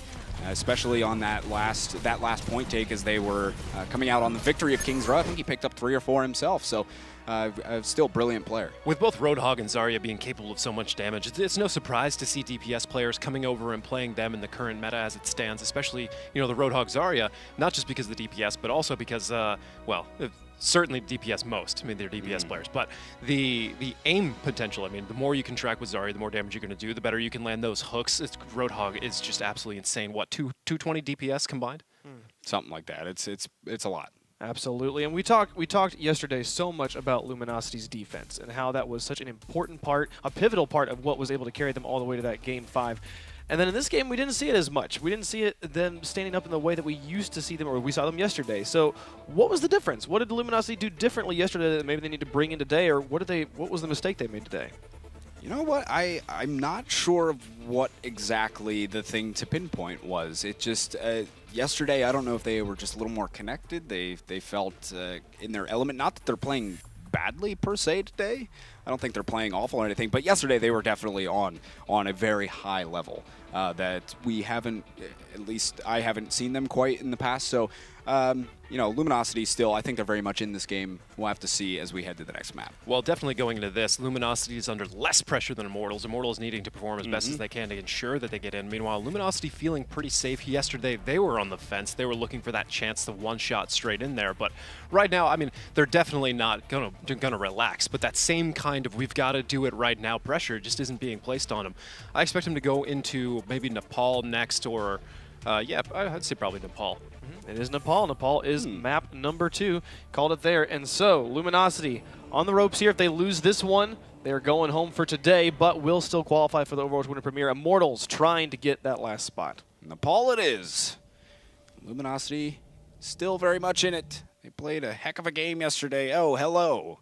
Well, as quickly as we joined it, we're going to have to wait a minute. So, hello again. Hello again. We're back. So Nepal. Let's talk about Nepal. We saw it yesterday some. We're going to see it again here. The control point maps being a favorite of the pro players. Who does this favor in this situation? We have Immortals, Luminosity. Luminosity coming off of the loss there. Again, not necessarily as much to play for in the situation as Immortals do. Well, how do you feel this one's going to be going? I'd like to say I kind of like Luminosity going in here, whether that's, I feel pretty good about them with Icefeld playing Tracer. I think he can do some pretty mean work here. Yeah, crew playing Genji, or he can even be on Zarya. Of course, we know the guy can play a lot of different things, so I feel pretty good about them coming on here, but Grim Reality and Agilities can also be pretty big factors in the DPS department on a thing like King of the Hill or even May. So similar potential on both sides, realistically, but Agility's playing so hot right now. I mean, I can't pick away from Immortals at the moment. Okay. So we talked about Agility's playing great. We talked about Crew at the beginning and how strong he was. We talked about that list of players, the list of heroes he likes to play. Who do you expect him to pull out here on Nepal? Who, Agilities? Crew. May, Pharah, Tracer, Zarya, Winston, Soldier. I mean, so far it's looking like he's showing that May, and that makes sense because this stage of Nepal is very good. Yeah, we saw him and Nicholas from Complexity going back and forth and using those walls in very, very important ways yesterday, talking about how turning one sideways in one of those gate situations can prevent the enemy May from blocking it off from you. A good tactic on a number of maps. Certainly important when you're fighting over a single point and every single percentage matters. In a lot of situations you can kind of wait out that wall and then you don't have to be worried about a tank getting isolated. But we'll hold on to that conversation later as Nami comes crashing into Luminosity. Immortals the ones playing very aggressive here, and it's going to pay off for them. Grim Reality and Agilities, Nami included, all pick up 1 kill apiece. And that will put Luminosity back into the respawn queue as Immortals really just plowed straight into them onto the high ground. Luminosity never got themselves out there very much on top, and now they will just run straight over to the point and get the cap first. Immortals. Not honestly a very long enough fight to generate a lot of ultimates, but Grim Reality getting very close. Ethan is playing Zenyatta. Keep an eye on him. He is a joy to watch play that character. Luminosity, Crew on Genji, Icefeld on Tracer. The same dive comp potential that we've seen in the past. Meanwhile, Crew looking for a pick on Ethan. Oh, Crew, yes, Ethan. He's getting a little impatient there. Decided to shoot at him, but there was the reflect up. Crew gets taken down right after by Agilities, who's on that Mei. So we are traded up. It is a 5 versus 5, and Grim Reality's all over Hedan. Gets that biotic grenade put on him. He'll have to rewind for a second as he starts duking out on the point, puts the pulse bomb down, but everybody able to avoid it. There will be a blizzard down here as well, as Immortals looking as if they are coming on top of this fight. Yet again, there's still 5 players up for them and 3 down for Luminosity. They will stay in control. They're at 50% and counting. Hedan holding on to a nano boost. Icefelt with a pulse bomb. Spree still working on his graviton to connect those two. Meanwhile, Crew getting close to a dragon blade, perhaps a nano blade and a double bomb combo going to be coming out. Immortals holding on to 3 of their own, getting close to a transcendence on Aethan, but they do have a self-destruct, an earth shatter, and a sound barrier. A lot of defensive potential there. Here comes the earth shatter out from Nami, and Immortals starting it off yet again. They are in a 5 versus 4 at the moment with that 1 player advantage. Icefelt, that pulse bomb locked and loaded, ready to go. Has to rewind for a second. Super Block goes down. Now Icefelt just sitting in the back. He'll have to wait it out here as Immortals are still in control of this. They are at 90%. Luminosity needs to regroup quickly, or they're going to be in some trouble. Immortals doing a good job of staying up on this high ground. They get the wall off to get the separation of players here. Agility's already gets Icefelt. This is bad news for Luminosity. Hype gets super blocked, and here comes the sound barrier out of Immortals. Nano blade on the side of Luminosity, but it may be too little, too late. Nobody was on the point. Crew gets Agilities, but it's all for naught as Immortals taking our first stage of Nepal. Agilities, man. Agilities. Agilities. Turns out he can do some pretty cool stuff on Mei as well. But guy can do it all. Definitely a talented player himself. And now it is time for Luminosity to kick it into high gear, or they could be getting sent home in today's qualifier. It could be Immortals moving on to play Fnatic in the grand finals. So we'll have to see. Still in it. They can reverse sweep this map and get 2 of the stages back. They are very much in it, but as far as compositions go, Icefelt staying on Tracer. Crew will be on Mei. Spree on the Zarya this time. No Roadhog is going to be out for Luminosity on this fight. So I have to see. That's going to give Agilities a lot of openings. Super Block still is on Reinhardt, so that shield will be in the mix, but they're all fighting it up on the high ground here. Over at Pillars, and look at this yet again. My goodness. They are going to be tearing through them. Immortals just getting a full-out wipe to start the fight off, and they will get control of the point yet again. Luminosity falling to Immortals as Immortals taking that first point, generating their percentage. Right now, neither team really looking all that much higher than the other in the Ultimate Economy, but Grim Reality here on McCree, trying to get some shots. Oh, never mind, here comes Luminosity. Grim Reality breaking out that McCree, as he is quite talented on it. You see him do it from time to time, maybe trying to shut down Icefelt as well. So Immortals have moved themselves to the point. Hedan's the first victim. Immortals, there's just nothing that Luminosity can do right now. They have already gotten 3 frags themselves, and Luminosity are just dropping like flies. Between Agilities, Hyped, and Grim Reality sitting there in the back and dealing damage, it's just easy pickings for them right now. They're at just about 40%, and Immortals will have a sound barrier, almost a whole hog. They have an earth shatter, self-destruct, all sorts of stuff, and there is the aggressive earth shatter that is coming out. Grim Reality and Nami both cleaning up Crew, Spree, and Super Block as they were left laying on the ground, and Nami getting sent forward with the nano boost as well. Immortals using a couple of ultimates there, but they will still have 4 in the bank in total, and a good use, or a good management of this, and you can see Luminosity still behind in the ult economy.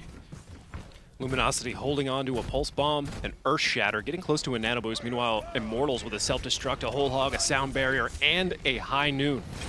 There we go. Icefelt is in the mix. Self-destruct coming out. There is an earth shatter as well. Grim Reality with the Deadeye in the back. Got Icefelt, and Nami finding Mineral. Hedan strikes back with 1. 5v4 in favor of Immortals, but still the picture going their way. It's incredible. They're hanging on to it, and Super Block dying there in the end. Grim Reality snipes Spree as he's falling to his death. My goodness. Immortals at 90%. Luminosity is going to have to get someone to the point here very quickly. Icefelt is going to be the one to look for Luminosity as he is going to be regrouping. He is just about to come through drop down. He wants to get there at the last second.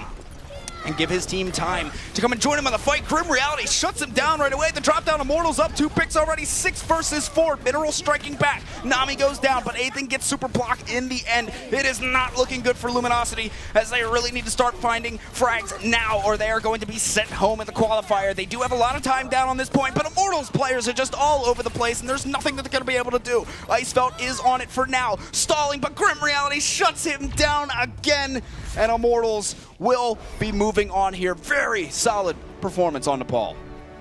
It was quite the handy defeat that they are able to hand them there. We have seen 4 games so far on day number 2 of the Overwatch Winter Premiere. Quick 2-0s in both of our semifinals. Yeah, really, we're not used to seeing that. I mean, especially after yesterday, it was where we had some crazy games. So far, these teams today aren't messing around. They are just cruising.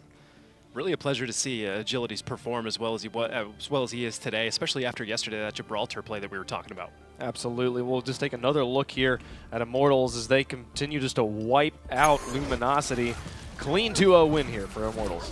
My hope in Luminosity was put to bed as Immortals came out strong, man, between Grim Reality and Agilities with their McCree and Roadhog and May plays. These Immortals were looking so strong there, and Luminosity just couldn't quite deal with it. So we'll be seeing Fnatic and Immortals here in the finals. The second time Fnatic has touched it. Now, one thing to note here, even if a team has made it comfortably into the group of 8, the seeding still matters. I mean, who you play when is going to be an issue, on top of the fact that there can be some advantages in map picking and whatnot. So you don't want to slack at this point. You actually want to keep pouring it on. Absolutely. And so take me through the mindset of Luminosity here in the semifinals. We talked about the top about Crew and being this super flexible player who can do many things, and Luminosity can kind of just make small adjustments around his play to make their roster extremely flexible. And yet he's spent most of the game sitting on May in both games we watched. He switched to Genji on the first point, but then just wasn't making any adjustments. Is there anything you think that he maybe could have done, any different sort of hero pick he could have chosen that might have seen a different outcome here? I mean, you can always try some of the things that they were doing yesterday. I mean, break out a random Pharah here or there on Nepal. That's going to be really tough to use. I think it was a smart choice that they didn't break out something like a Pharah there. They tried the Genji. What else? He tried the Genji. He was on May. He did Zarya as well. It just didn't seem like anything was working for him and the rest of Luminosity today. And Immortals really had their game kicking in full gear, so it was tough for them to really find their groove, Luminosity, against them. Yeah, certainly not getting into as many counter picks as they were before, but also on a map like Nepal, May's still working, so it's hard to point a finger directly at that and say, oh, maybe you should change off of that. But just, I mean, cumulative effect with Agility's playing as well as he was, and Immortals just as a whole really hungry for a win right now to guarantee absolutely that they'll get positive seeding and they'll move on to the finals. Luminosity just not able to handle it today. Absolutely. You got an MVP from this semifinal moving into the finals? I mean, I think one of them. I don't know if he was definitely the overall, but Agilities was a really fun guy to watch, especially his Roadhog play on King's Row. It was up there with the best of them. The guy is just pretty nutty on him, so I think he'll definitely be one to look for going into the finals as well. Agility's definitely earned it in that set. Absolutely. So we'll keep an eye on Agilities as we move into our final match here of the Overwatch Winter Premiere qualifiers. This is the last one, boys, and we're going to start off with Fnatic, who had a clean 2-0 in their first semifinal match. How you feel that they're going to be moving against Immortals here? Fnatic, one of the best in the world. They're up there with the best of them, and such talent around. I know we've been harping on that, but they are a very flexible squad. You have Happy Cool who can play an assortment of different heroes, projectile DPS, even some hit scan DPS, and as far as hit scan goes, you can also get brilliant performances out of Cool Mat and out of Buds. So it's such a versatile roster that can really adapt to whatever they're thrown. Fnatic also doing a good job in that first battle today, making sure that their ultimate efficiency was just superior to their opponent. Every time that they were using them, they were often getting better exchanges out of it, or coaxing the opponent NRG to use ultimates in situations where they weren't necessarily even using them to counter an ultimate, but just to save themselves. That sound barrier at the first part of this highlight we just showed is a perfect example. That sound barrier was needed to be held to counteract one of 2 gigantic CC ultimates that Fnatic still had on their side, but getting it forced out early just made sure that guaranteed that Graviton was going to be so effective. And their opponents, Immortals, we just watched them play very, very cleanly against Luminosity. What do they bring to the table here against Fnatic? I mean, you have great DPS. You also have some awesome support from Athan and Verbo, who is a relatively new addition to this roster. But you have Nami on Reinhardt, who isn't too shabby himself, that guy, and Hyped, who's also a brilliant D.Va player. He does a great job of creating space for Immortals. He'll just fly in there and disperse everybody that's clumped together and get them separated, get them, get them all spread out and really create some room for their DPS to go to town and do work. I mean, let's Agilities get some hooks off, get some people out from behind the Reinhardt shield. And Hyped also just brilliant himself at not only space creation, but hunting down kills, people hurt in the backline. Yeah, that space creation, the zoning is a good thing to mention. Here on King's Row, that one of the ultimates that he used preventing their opponent from getting that first tick was just a phenomenal usage of it. And what is going to be a tense situation, it's one of those situations where do I fire the ult to try and get those extra seconds, or do we just give it up and hold on to them so we can hold better on the second point? And it was a good selection at that point, but before anybody goes anywhere else, have we talked about Agilities lately? Right? That was the third time we've seen that clip of him playing Roadhog, and I freak out every time. I'm just like the goosebumps. Yeah, I don't mind seeing it. Is there anything more satisfying than watching like successful Roadhog hooks? Yeah, just it's over and over again. Man, that really depends on what you play. Well, that's yeah, yeah, that's true. Some people love it. Some people, it's the bane of their existence. Yeah, pretty much. But it's a lot of fun to watch Agilities because, like we were saying, he's up there with the rest of them. I don't want to harp just on him because he has teammates that are also very good at this video game. Yeah, but Athan. I mean, Athan was pivotal yesterday in particular, although we did see a little bit of a counterplay coming out there on Nepal against him. But I mean, just in general, phenomenal player. Like we were talking about on Zen in particular, he was just doing work constantly. A lot of those projectiles aimed perfectly head level, constantly following up the discords on the right targets, making sure tanks fell that were trying to counter teammates. And it's really just seeing the right moment at the right time and taking it as a pivotal action to help the team keep going forward. I mean, sometimes you could pick a tank like D.Va and it'll be in the wrong situation, right? You don't necessarily want to get her all the time as one of the first targets. I mean, you're looking for something like a Roadhog after he's gotten his pull out. That's when you can really engage him or whatever. But we'd really need to go back and look with a lot of the highlight footage to highlight those moments in particular and say that right there is what I'm talking about. Because I don't want to get too far into these conceptual headspace things, harkening back to yesterday and trying to get people to pull this footage out of their brains. Absolutely. So, first map of our last qualifier finals will be King's Row. And I got to ask you guys, I ask it every time, predictions. How you feel about this one? Fnatic versus Immortals, who you got? I think Fnatic for me. Even though Immortals is playing quite strong, I'll go with Fnatic here just because these guys have been in these situations before. They've been around the block. One of the best in the world, arguably one of the best NA teams.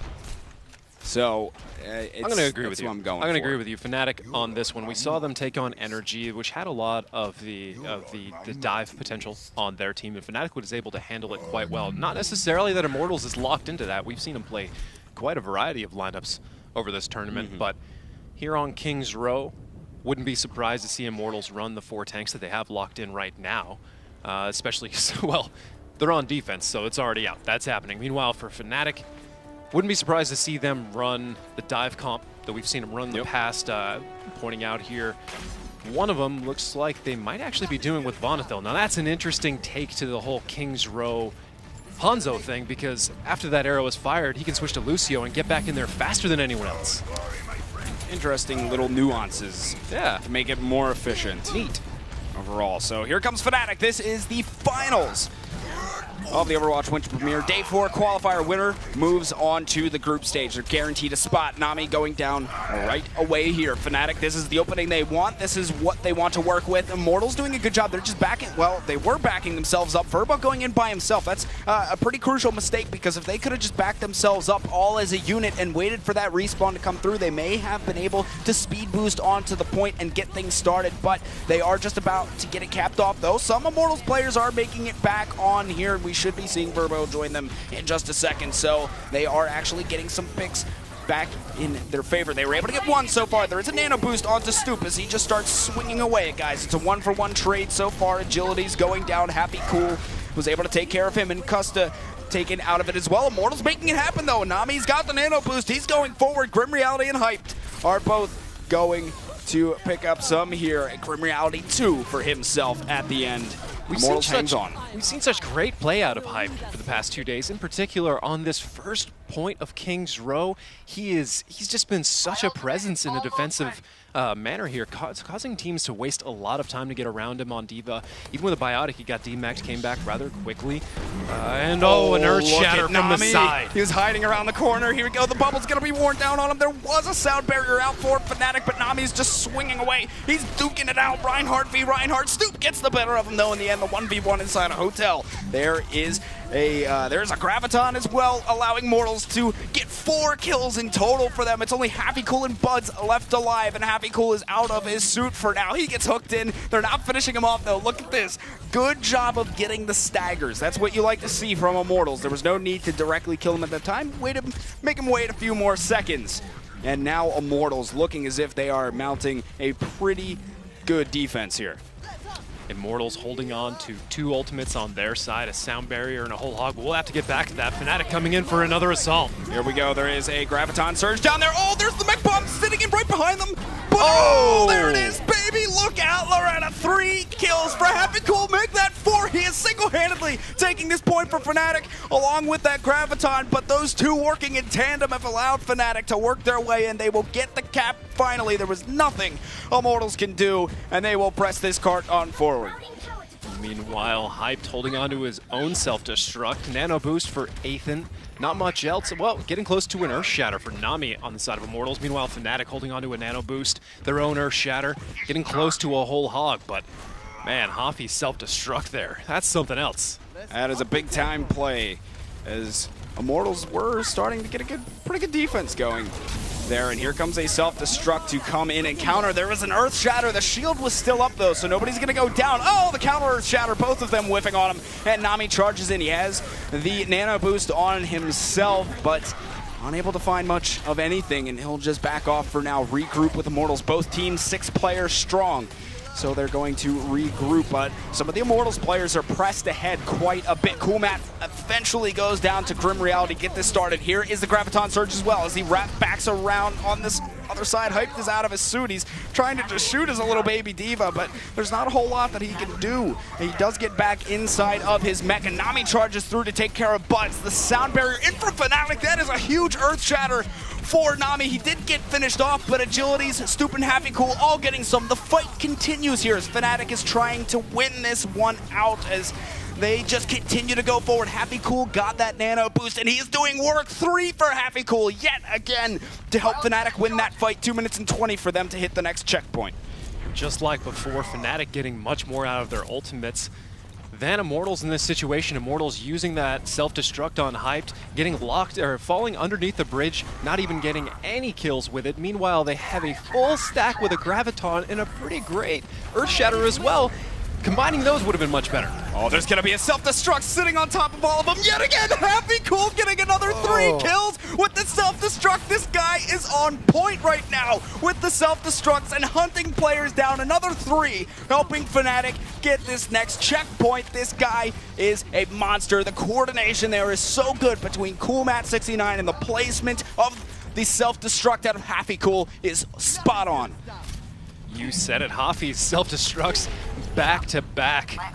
Meanwhile, Immortals, they've got 4 ultimates. That might be enough. That should be enough for them to put together a much better defense here on the 3rd point of King's Row. But Fnatic being dominant so far, they do have 2 minutes and 45 seconds left on the clock with a Nano boost of their own and a whole hog. Maybe they can make those combine, but with so many tools on Immortals' side, I wouldn't expect it. They do have quite a few ultimates. There is the Nano boost coming on in and a Graviton for Immortals. So here we go. Agilities able to get that opening pick onto Custis. So far, that's the only one. Agilities gets 2 for himself. Grim Reality gets CoolMat69. And finally, Immortals able to stop some of this momentum that Fnatic has been building up. They will be able to stop the cart for now.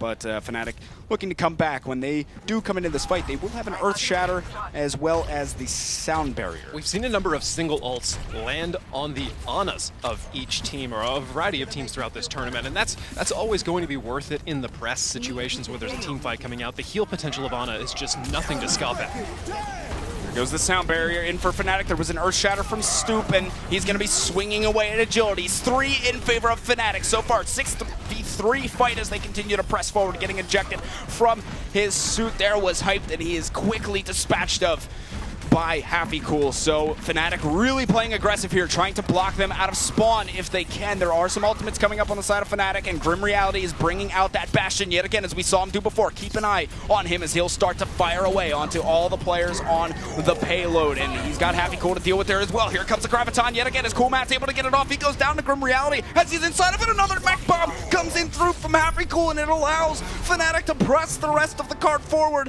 and they will cap it off. All 3 points, 1 minute and 18 seconds left. Fnatic with some brilliant coordination there. Hoffy not so cool, perhaps, if you're on Immortals, On but fire. wow. But, oh man, so many times. There was another one afterwards. HappyCool really having great placements with his self-destruct. Of course, you also have Coolmat that is putting the Graviton out there. Without that, self-destruct just wouldn't work, but I mean, the placement, it can be tough to get them right in the prime spot sometimes, and HappyCool really making it work. Massive player for Fnatic through there. So they will go on the switch of sides. Fnatic now will be on the defense. Immortals will be switching over to their offense as we take a look at what the team compositions will be. But Fnatic, they coming out of the spawn with that yet. Get an eye on it. You do know they like to play games with us here. And yep, as expected, we are seeing a 4-tank composition come out of Fnatic. A popular thing here on the first point. A lot of tools to work with in order to mount a defense. Immortals, I can't really count anything that they've got on their lineup yet. I'd be curious to see the Mercy play, though. Yeah, I'd be down to see it. We saw some teams trying it yesterday, a Pharah Mercy combo. I don't know if they'll want to run Mercy all by himself. I don't think we'll see it in the end from Immortals, but we did see some teams yesterday try it out, and had some mixed success. But Resurrect strategies simply just not as effective as they used to be. nah, it's you know, it's very tough to keep Mercy alive at these points. Just not quite as strong. And the other supports are even stronger, but Fnatic now looking to mount themselves quite a nice defense, as they had a pretty solid offense overall. Immortals has been known for their good defenses. We'll see if maybe they can bring something sweet to their offense as well as they start things off here. The hook in for Agilities gets us kicked off as he's able to find Stoop. Bud's got Nami. Both Reinhardts are down here thanks to the Roadhogs, respectively, on both sides. But Immortals will back off. They just want to go ahead, get their respawner quickly. They want to get their Reinhardt, and then they'll go back in quickly because that respawn is farther away from Fnatic, so they will momentarily have a 1-player advantage if they make themselves move. Stoop is already back to the fight, though. Nami slowly working in. There's a hook onto HappyCool, and he's trying to fly his way to safety in the back. Stoop gets that nano boost as he presses forward, gets a bionic grenade put on himself, and Grim Reality looking to go to town, but he's going to be taking a nap on the job as Immortals trying to reset themselves, make sure Grim stays alive, and Agilities will get Buds. A big opening pick for Immortals. Let's see what they can do with it. Agility quickly sent to the respawn queue by Coolmat69, in fact, as he is doing work on his Zarya. So it'll be a full squad on the point for Fnatic and Immortals. Custa's so precise with his sleep darts, hitting counters on Roadhog pulls, anybody who's coming in from behind, just constantly nailing them exactly what you need to be doing on an Ana. Fnatic looks like they have 4. Oh, there comes one of them. Here we go. Graviton Surge will be out. Actually, on both sides, there's self-destructs down there too. Let's see what they find. HappyCool and Stoop both able to get one themselves. Ethan strikes back and he's able to find Stoop, but still Fnatic with the player advantage. And Vonathil gets hyped, so we'll see what Immortals does once they get their respawns back in. Agilities is already a bit aggressive forward here. He's trying to maybe move back so he can meet up with the rest of his team that is now respawning. Immortals will have 3 ultimates. 3 ultimates up on the side of Fnatic as well. Bud's soon coming up on his, and Nami almost has an Earth Shatter.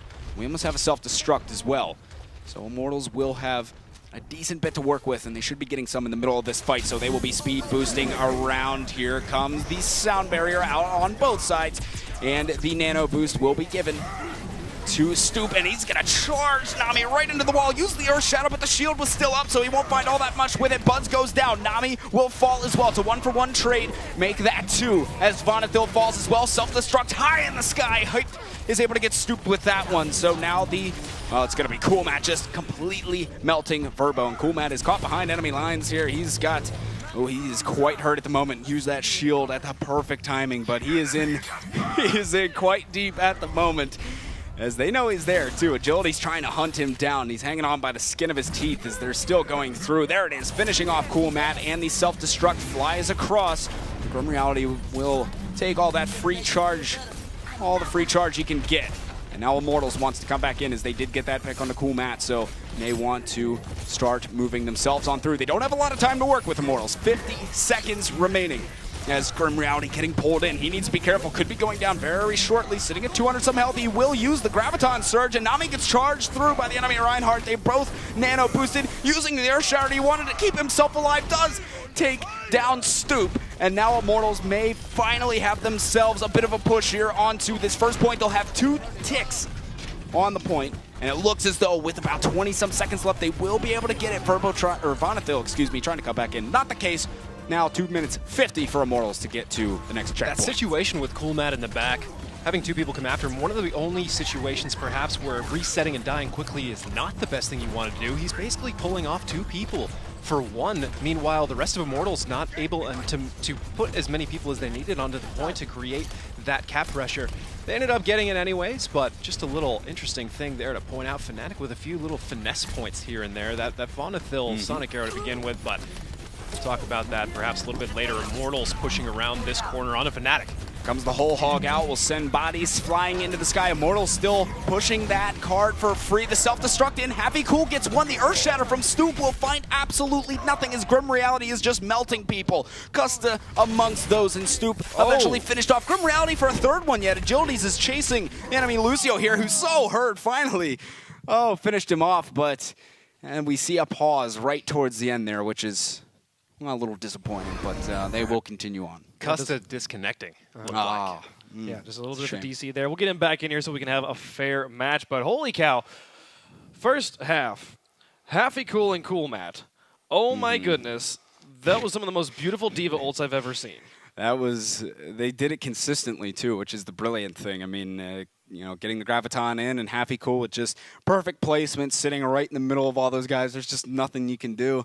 And it was 2 or 3 times that he got at least 3 players, plus cleaning up on some towards the end of it. So, so far, really on point with the coordination of those ultimates for Fnatic. And Immortals getting very close to perhaps even a 6K with one of their self-destructs if they had held it long enough to combine with the Earth Shatter and or the Graviton that they had previously. But like we mentioned in their previous match against NRG, Fnatic just doing a good job of drawing teams' ultimates out at inconvenient times, but we're already here back into the battle. Here we go, and there's still players being cleaned up on for Immortals, so they will probably get this next checkpoint pretty freely. As Fnatic, I don't think will be able to. Oh, well, they're looking to make it happen. Oh no, never mind, not freely at all. Excuse me, folks. Here we go. They want to come flying back through here. There is going to be sound barriers and gravitons. There's another self-destruct there. The shield was just in front of it. Helped stop all that damage to come through, but it doesn't matter because Immortals are going off here. Agilities with the whole hog is throwing players all over the place. Grim Reality as well, able to make bodies fall, and Happy Cool is one of the last few here. He will be taken care of quite easily. Cool Matt's still in. He just wants to die so he can reset and meet up with the rest of his team. And now 2 minutes and 30 seconds for Immortals to make it to the last point. Very close to a really big self-destruct there, but Fnatic getting out of the Graviton just enough time to pile up behind that shield and Stoop to block it.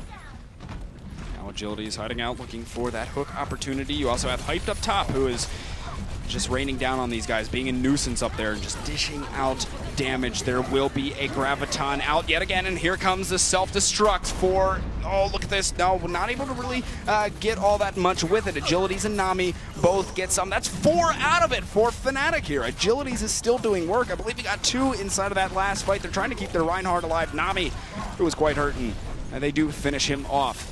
Immortals looking pretty solid to go in and take this last point. Fnatic is going to have to get themselves out here and quite quickly. As Stoop gets hooked in by Agilities, and Nami will combine with him to take care of Stoop. So it is going to have to be Fnatic making one last attempt at stopping this one. There is an Earth Shatter. Cool Mat is put to the ground and easily taken care of. Nami has that nano boost and he is swinging away. That hammer is deadly. And the rest of Fnatic still coming out of the respawns, but still, I don't think they have enough bodies around to make this happen. There is going to be a self-destruct as well. Hyped and Grim Reality both combining to get kills. There is a Graviton Surge as well to keep players off of the cart. And Immortals will have a pretty solid offense themselves with 1 minute and 20 left in their time bank, almost identical to Fnatic.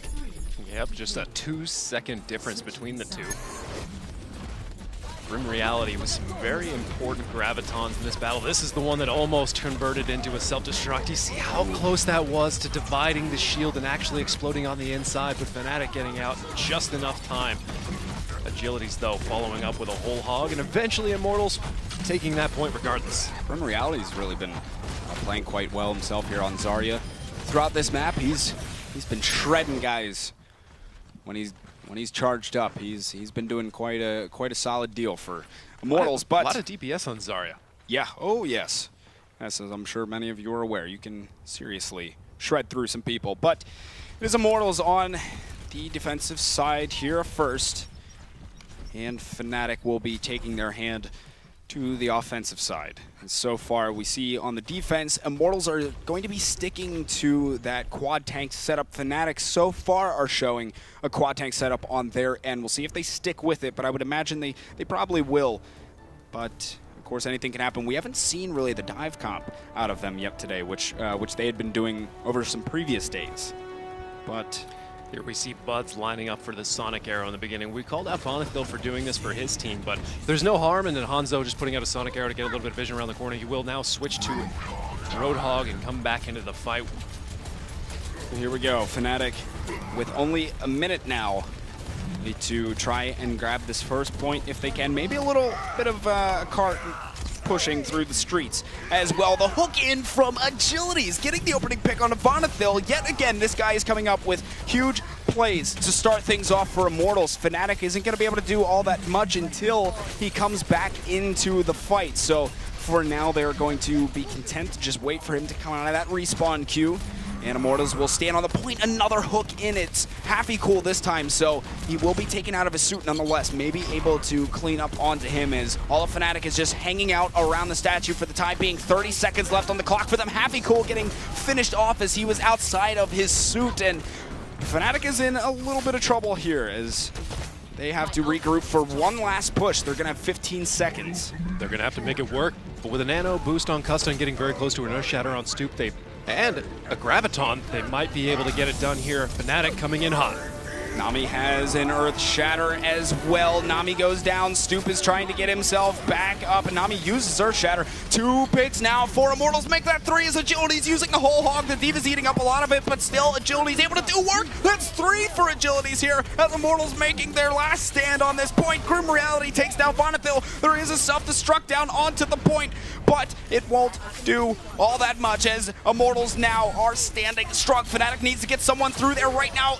Buds is able to touch the point the last second. Nami finishes him off, though. There's no one else around for Fnatic to get onto it, and Immortals with that full hold on that 1 minute and 18 that Fnatic had. Now it will be Immortals' turn to take their hand at it. So Fnatic certainly holding with only 3 points. Only with 3 points on King's Row.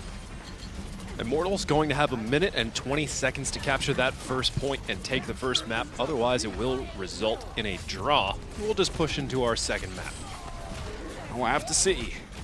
Yes, Immortals putting up a solid defense. They will have 1 minute and 20 seconds to get this first point. If they are unable to, that will be a draw for this map. And as David said, we will just move on to our next one and see how things turn out later on over the course of the rest of the match. But if you're on the side of Immortals, you want to finish it right here, right now with this offense. In terms of what they're going to do, thus far they're just showing the quad tank just as Fnatic is. They have Cool Mat staying on that Zarya, Buds on the Roadhog. Exact same setup, really, for them as they go to defense. They don't want to take any risks, really. They just want to play a safe bet, which for them and if they're going for the full hold here, which Fnatic needs to do, the quad tank setup makes a lot of sense. And we'll see from Immortals. It seems as though it'll be the same. 4 tanks on 4 tanks. This should be fun, folks. 1 minute and 20 for Immortals to make something happen. Map 1 of the Grand Finals of Qualifier, day number 4 of the Overwatch Winter Premiere, presented by NGE here, as now Immortals are starting to work in the big hook off the start. The bubble comes out onto that hooked player, so they won't be taking any damage as both teams just posturing for now. Stoop goes down for Fnatic. Agilities yet again gets the opening pick for Immortals, which is so crucial. Nami getting Custa. Now this is the chance for Immortals to maybe grab this point as they want to continue on to it. Hyped going down as Happy Cool trades there, but Cool Matt finished off by Grim Reality. Immortals looking very good here. Fnatic just trying to stall as long as they can as Happy Cool is on the point, waiting for the rest of his team to come back into it. Stoop getting melted the second that he walks onto the point as all of Immortals is there waiting for him. And now Happy Cool behind enemy lines. He is in Baby Diva form, able to shoot enough people to get back into his suit though. That will help Fnatic at least stall this point for a little bit longer, but no, getting melted right away by Grim Reality, ejected from his suit. We are going to see a brawl here. Nobody going down inside of that Earth Shatter from Nami, but still Immortals getting 3, make that 4 picks in total. Now it's going to be rough for Fnatic. I don't think anybody's around on the point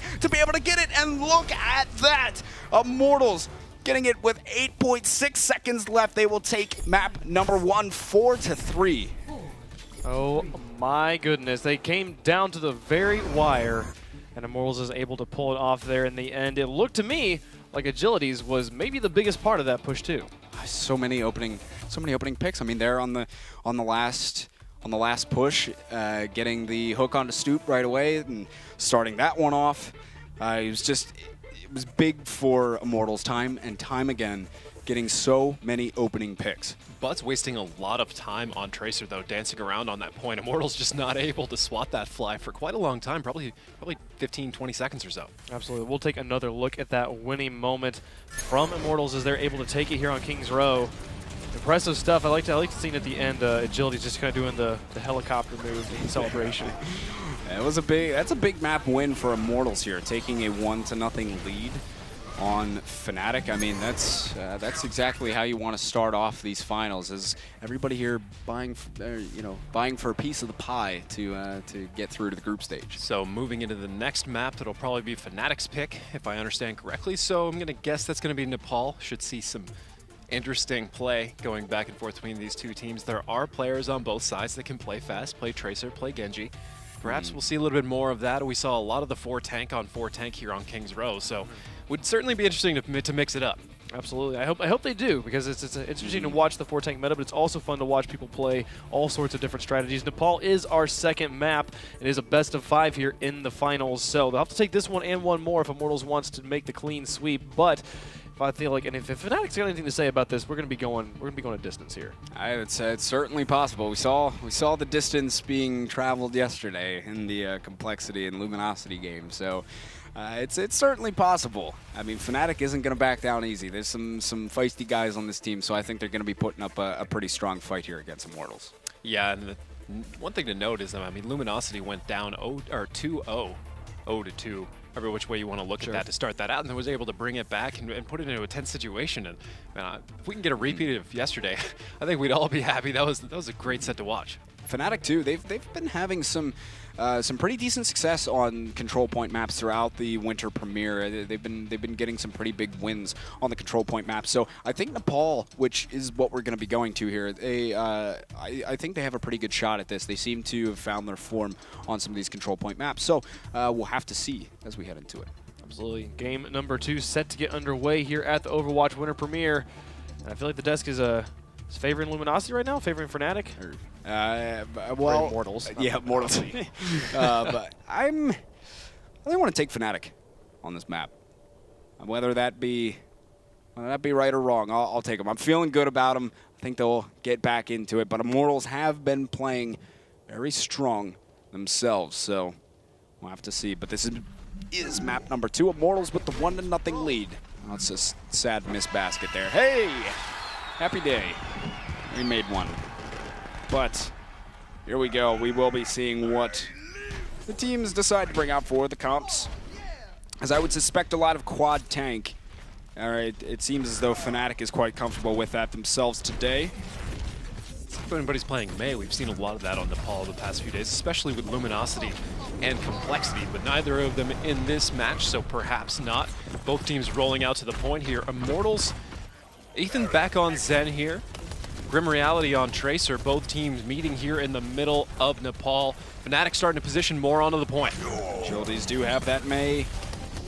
Agilities has that Mei in his pocket as he is using it, and you have him already able to take down Vonethil. They trade 1-for-1, so we're 5 versus 5, and Custa is on, going to be wrapping around onto the point. Grim Reality getting the pulse bomb, able to take down Buds though, and still 5v5, scrapping it out. Immortals getting a couple in their favor. They will have the respawns coming back sooner, and it will be Fnatic getting, they will get the point first, but Immortals do have those respawns coming through quicker, so I'd imagine that they will be able to retake pretty quickly here, but Fnatic trying to make a fight out of it. Nami gets to himself on Reinhardt as he's standing strong on the point, but you have a Tracer there that is Buds on the side of Fnatic, who's going in and buying some time for the rest of his team to get back, and he's actually even able to get Ethan in the process, so Fnatic may have a chance to hang on.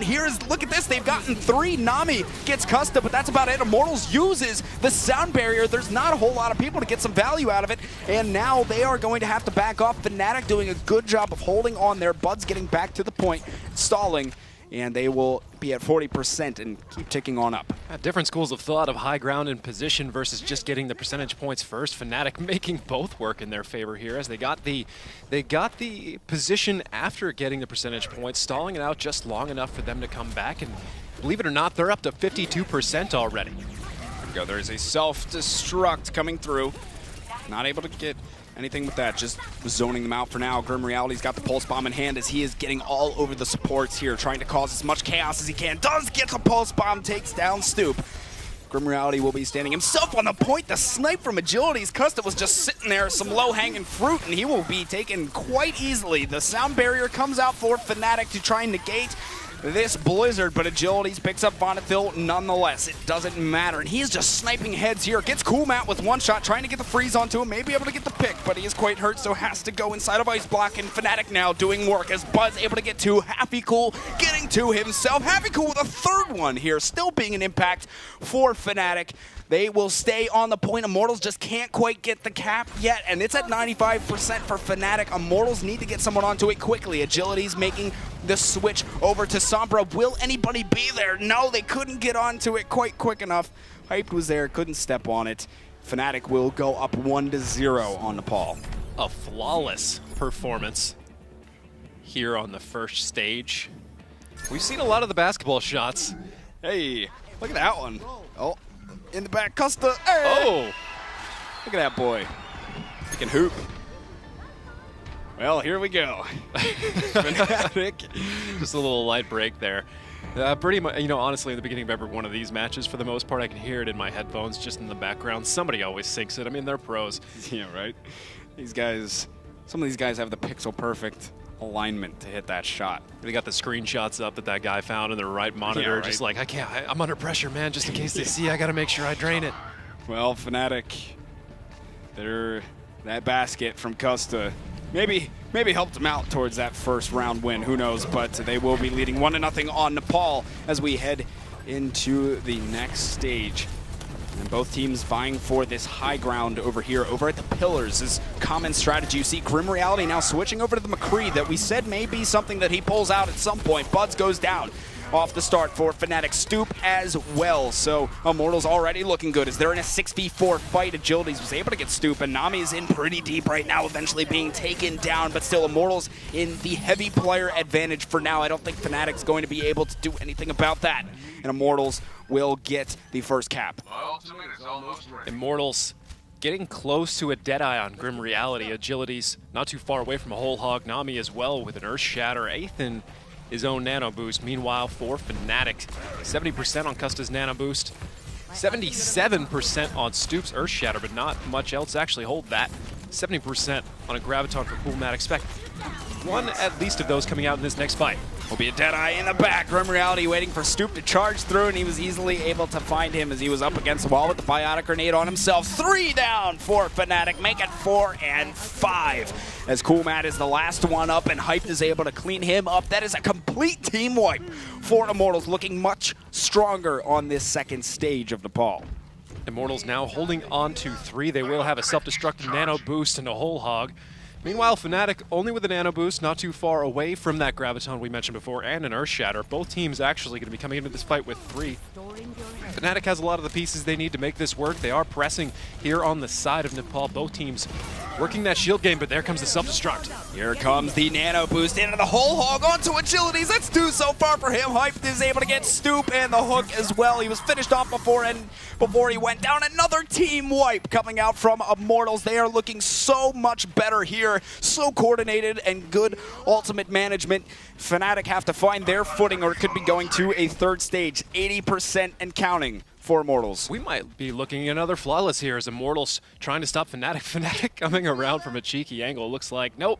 Immortals not going to be caught by surprise. They were not playing forward, but there comes a Graviton. There's an Earth Shatter out, not able to find anybody with it. Fnatic getting things started this time, getting Grim Reality. Nami is going to go down as well. Finally, Fnatic are starting to turn the tables a little bit and get themselves back in. Stoop will charge over onto the point, and they will get a wipe themselves, finishing off Immortals, and they will get themselves taken on the board. Immortals, though, they have 99%. They're looking pretty solid. If Immortals takes this back, they will tie up the map in very short order, but Fnatic, if they're able to reverse this from 99%, they will take the map as well, tying up the series with Immortals. Looking to speed boost, maybe sound barrier in, just put a little bit of pressure on the point. What a hook from Agilities. He gets hooked back in himself, though. They'll trade 1 for 1. There's a sound barrier out, and they get the cap. There was no one from Fnatic to stop them from capping. They just stood there on the point, so this is all marbles out for Fnatic. Verbo gets Stoop, and now things are not looking the best for Fnatic, but Immortals making their stand on this point. He does have, oh, look at this beautiful positioning from Buds to get that hook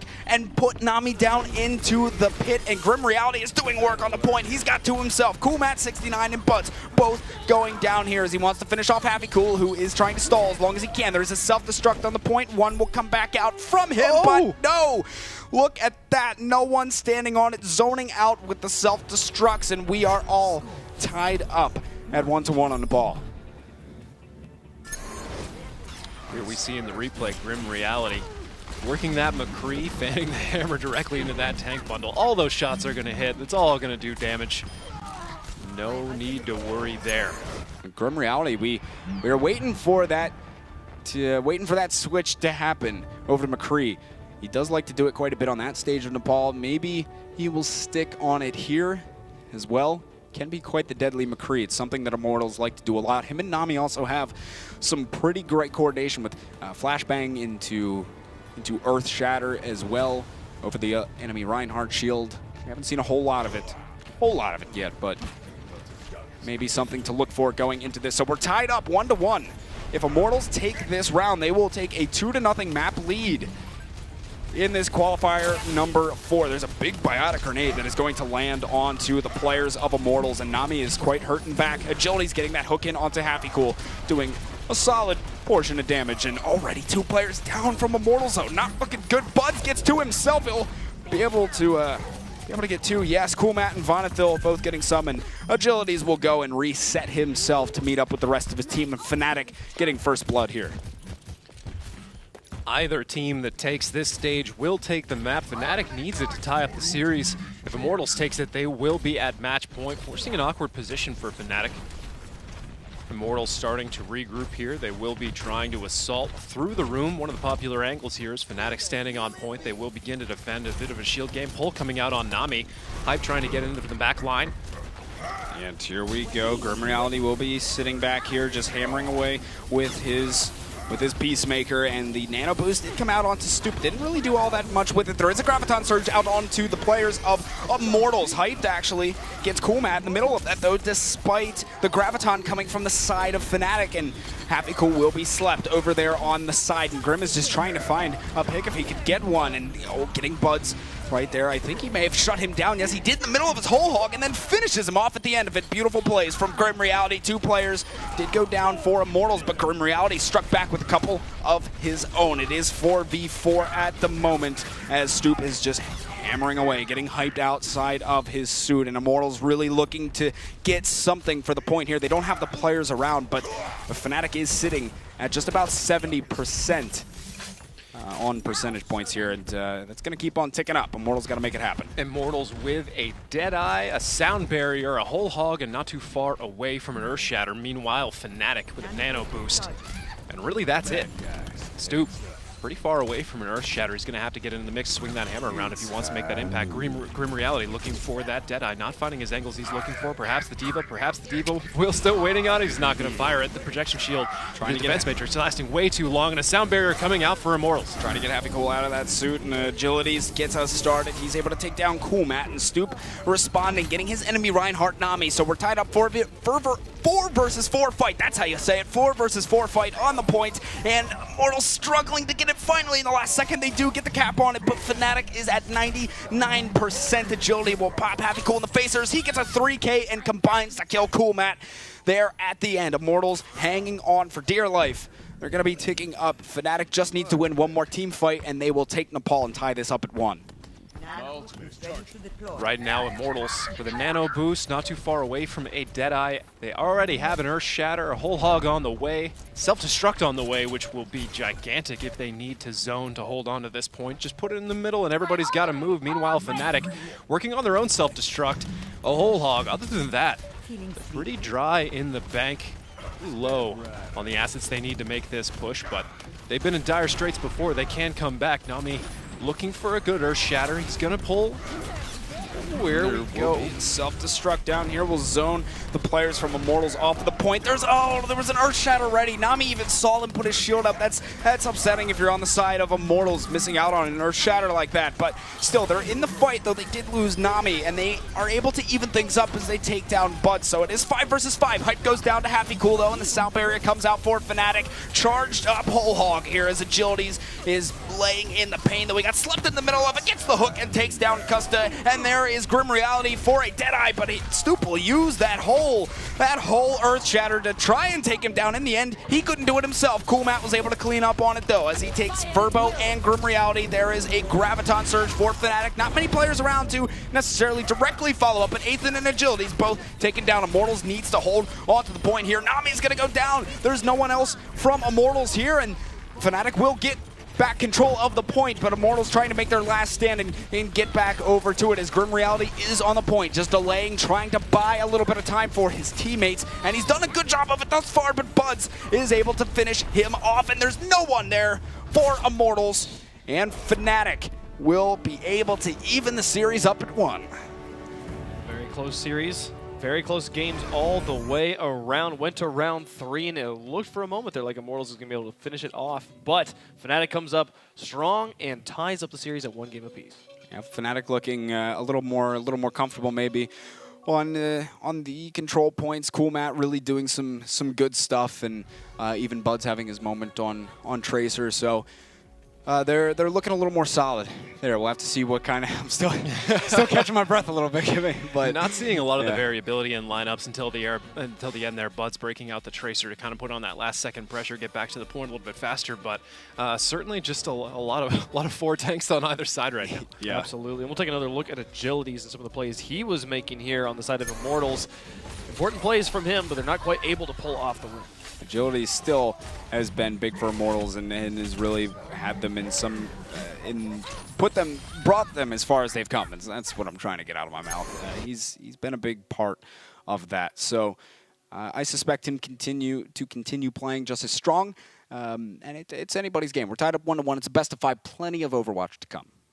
Is there we saw McCree being played by Grim Reality. That's true. On the second and third points, and I wanted to just bring this up because he didn't play it on the first point, and the first point was just a completely flawless play by Fnatic. So do you think that maybe if you brought it out earlier on the first point, that would have made a difference? Like, what's the situation there? Could have. I mean, I don't know if that was the sole factor that led Immortals to, Immortals to victory. But I mean, the McCree definitely is something we've seen Grim Reality bring out. He's very strong on it.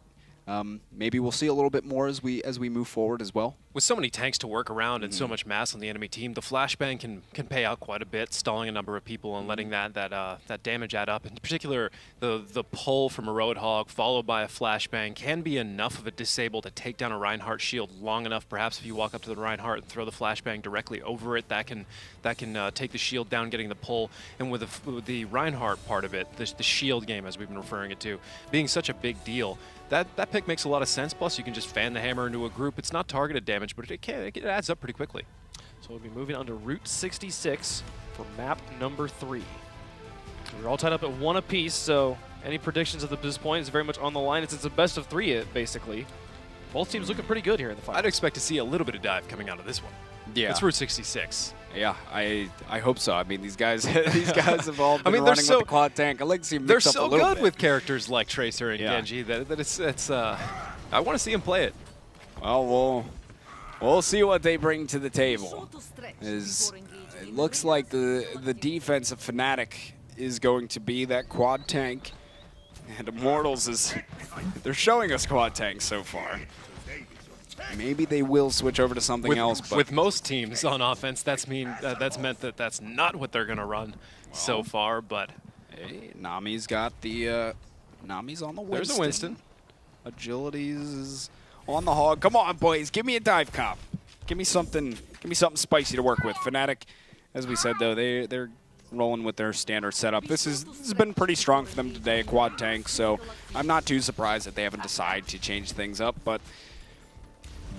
We have seen maybe once Fnatic switches over to their side, and there's Happy Cool. He's having himself a little break. With how well Hafi's been playing D.Va today, it makes sense to stick in the tank meta quite a bit as well, though. But sad for me not to see Custa play Zenyatta in particular. I always love that part. Well, it's also going to be Immortals doing the quad tank setup as well.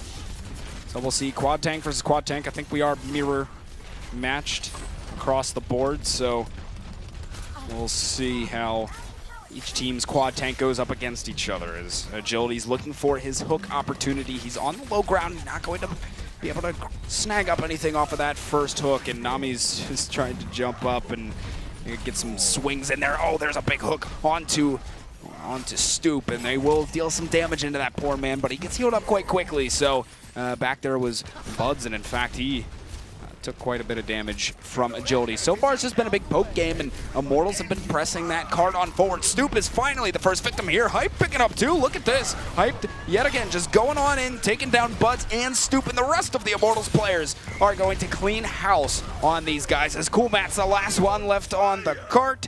Agilities will finish him off, and Nami combined with some of his other teammates there really to make the plays happen. Grim Reality and Agility's part of that as well as Hyped. So they will pretty easily be able to grab that first checkpoint. Fnatic will have 4 ultimates here on defense, a Nano Boost, a Graviton, a Sound Barrier, and a Whole Hog. That could be enough to slow the momentum of Immortals. Meanwhile, Immortals holding onto their own Whole Hog, a Sound Barrier, an Earth Shatter, and Nano Boost, not too far away from a Graviton, and a Self-Destruct still looming. Not long there either. Immortals starting to push that cart onto the second point in a Nano Boost. Customs is going to give that Nano Boost off to Stoop. He did get pulled for a second there. There's a Whole Hog as well to try and shove them backwards. The Nano Boost came off onto Agilities as well as he used his Whole Hog. There's a Self-Destruct in. Still no Pixie out despite all of the ultimates that are going off in all of this. Finally, Hyped will go down. There's an Earth Shatter as well on the side of Fnatic as they put Nami to the ground, but Immortals able to get 3 so far themselves. Both supports out of this. Coolman is going to use the Graviton Surge, but I don't think there's anything really around for them to follow up with it. Ethan goes down. Coolman getting pulled back by Agilities. See you later. And Grim Reality was able to get Buds. I don't know if I agree with the Graviton out from Coolmat there. They were already down a few. Not much follow-up available. And Immortals will continue to press this cart forward into no real follow-up available, especially no self-destruct. Fnatic burning a ton of ultimates there to try and mount that defense. Unsuccessful. Immortals still holding on to 2. Bud's able to get a good hook, though, and bring Agilities in and find an opening for Fnatic to work with as they try and come back out on their defensive side. Stoop was able to get Grim Reality, Nami, and Verbo all going down, so all it took was Fnatic to find agilities off the start. And then after that, just go and clean up the rest of those guys. Cool Man a big part of it as well, and they have a solid chunk of ultimates up here, 4 in total, but Immortals will also be working with about 3 or 4 for this next fight, maybe even getting a 5th in the middle of it. Well, certainly picking off Nami, opening up a lot of opportunity for Fnatic as they are generating those ultimates back that perhaps were used in vain previously. Fnatic back on top of the economy. Not too far away though, Immortals making their assault. And here we go, there's going to be a whole chorus of ultimates being used here. Sound barriers, and there will be, oh goodness, Stoop actually getting the Earth Shatter on Nami as he was trying to charge forward. Vonethil getting the cleanup on 2 of these frags. Ethan, Nami, and Agility's Verbo all going down as Fnatic looking to be quite solid on this fight, this hold. They will be able to keep them down. And look at this body blocking, trying to stall even further. This is so good out of Fnatic. This is literally brilliant. Getting the sleep onto Hyped as well. This is about as hard as you can possibly stagger someone. We'll even get the pull. Rude. My goodness. That is what you call some forward thinking from Fnatic. Rude. Cool Yeah. Matt still holding on to his Graviton. Immortals, a sound barrier, a whole hog on their side. Grim Reality almost there with his own Graviton. Apparently nobody ever told Fnatic not to play with your food. Well, here goes the Graviton Surge. The sound barrier comes out for Immortals, and there will be a whole hog in the back out of Agilities to try and get these guys out of here. Hype gets us kicked off, gets Buds. Here's 3 already for Immortals. They're looking much better this time as there's only 45 seconds for them to reach the next checkpoint. It's looking pretty solid for them to do so, but still, they may see just one more fight before that happens. They win that one, but they may have one more. We'll see if Fnatic can get back in time. Fnatic certainly defending better here on Route 66 than they did on King's Row. They will have just enough time, perhaps, to mount another attempt at a defense. Oh. Just too late. They were trying to come out. Buds made the heroic jump down to the bottom, but the card had already made it, and Agilities finished him off. So we'll have to regroup with Buds, who's almost up on his whole hog. And Immortals has a couple of ultimates themselves. They have the self-destruct, which they're going to initiate with as that drops on in there. Nobody to be killed with it, and Buds actually got hyped after he sent his self-destruct on in there. So Fnatic are, well, now we're going to see a 5v5 as they were able to trade with it. Nami going in with that nano boost, but they gave it to him right in the middle of a whole hog, and I'm not sure if I really like the timing with that of Ethan. I don't know if he maybe he was just trying to keep alive or what, but he used it while Buds was using the whole hog, and it just pressed him back. But here is the Graviton Surge out of Cool Matt from the side. There's a self-destruct coming on through here as well. Not going to pick up anyone, but Fnatic are the ones that are picking up the kills. Buds with 2 himself. Stoop, oh, excuse me, taking down his enemy Reinhardt. Nami choking on my own spit. My goodness. But here we go. Fnatic is going to win that fight. And Immortals will have to regroup. They only have 45 seconds left. Choking on your own excitement. Yeah, choking on my own excitement. That's a better way to look at it. Meanwhile, Fnatic very close to 3 ultimates. And Immortals holding on to a whole hog. Immortals starting to push into Fnatic. Fnatic will defend. Stoop with an Earth Shatter coming out, following up with an Earth Shatter. Man, Stoop is going to be going to town here. Gets hyped. Nami, he dealt all the damage to those guys. The rest of his team there to clean up on it. Fnatic looking really strong right there. And Immortals having a lot of trouble trying to get around this bend on Route 66. They are pressed very far forward as well, not to let them contest that cart. There's only 7 seconds left. The guys from Immortals need to get on it and get a body. They had Agilities on it though. He gets taken down. There's going to be a self-destruct on the cart from Happy. Cool to zone them out of there. Anybody that was around would be devastated, and indeed they are. Ethan, Nami, all taken down. There's only a few up for Immortals here. Graviton Surge set in onto the players of Fnatic, but there's really no follow-up to be had as they're desperately trying to throw their bodies onto an Immortals, but they need to get the kills. That's the important part for them, and they have nothing to do so. And there it is, Fnatic getting the hold just around the bend. And now it will be Immortals to head to the defense and Fnatic onto the offense. See, there is that last play we saw, the Earth Shatter, followed up by the nano boost. Stoop just clear cutting through Immortals to hold that final point. Immortals, they're gonna have to hold Fnatic quite hard on the second point. It's not really far away from that corner, but it's not close either. No, it's... I mean, that's where we've seen a lot of teams actually struggle throughout the course of these qualifiers. Is coming around, you come up that slope, and really making significant progress from there has been pretty difficult for the offensive teams, but it has been a problem yet again, this case for Immortals. But we will be on the change of sides, and we'll see. Both teams have really been loving these quad tank setups. It's been safe for them. It's been working. Immortals flashing a little bit of grim reality on McCree here and there, but I suspect they want to go with the safe pick. They know that they should be going up against some sort of a quad tank setup you would expect. And they will be running the standard that they have done thus far today. As far as what Fnatic is going to bring out, well, it's always a mystery until the last seconds before we go out onto offense. But we'll see in good time, my friends, in good time. Immortals only able to grab 2 points. Fnatic looking to take a 2-1 series lead here if they can. They certainly have the opportunity to do so in our grand finals here of qualifier number 4 of the Overwatch Winter Premiere. Agility staying on his Roadhog. He's been huge today on that, getting a lot of very clutch pulls, hooks I should say, on the enemy. Ethan staying off Zenyatta for the most part, aside from some of the King of the Hill, playing a lot of Ana today. Here comes Fnatic rounding the first corner on Route 66. Immortals holding on top of the gas station. Fnatic still coming around here. Stoop gonna get his shield up in front.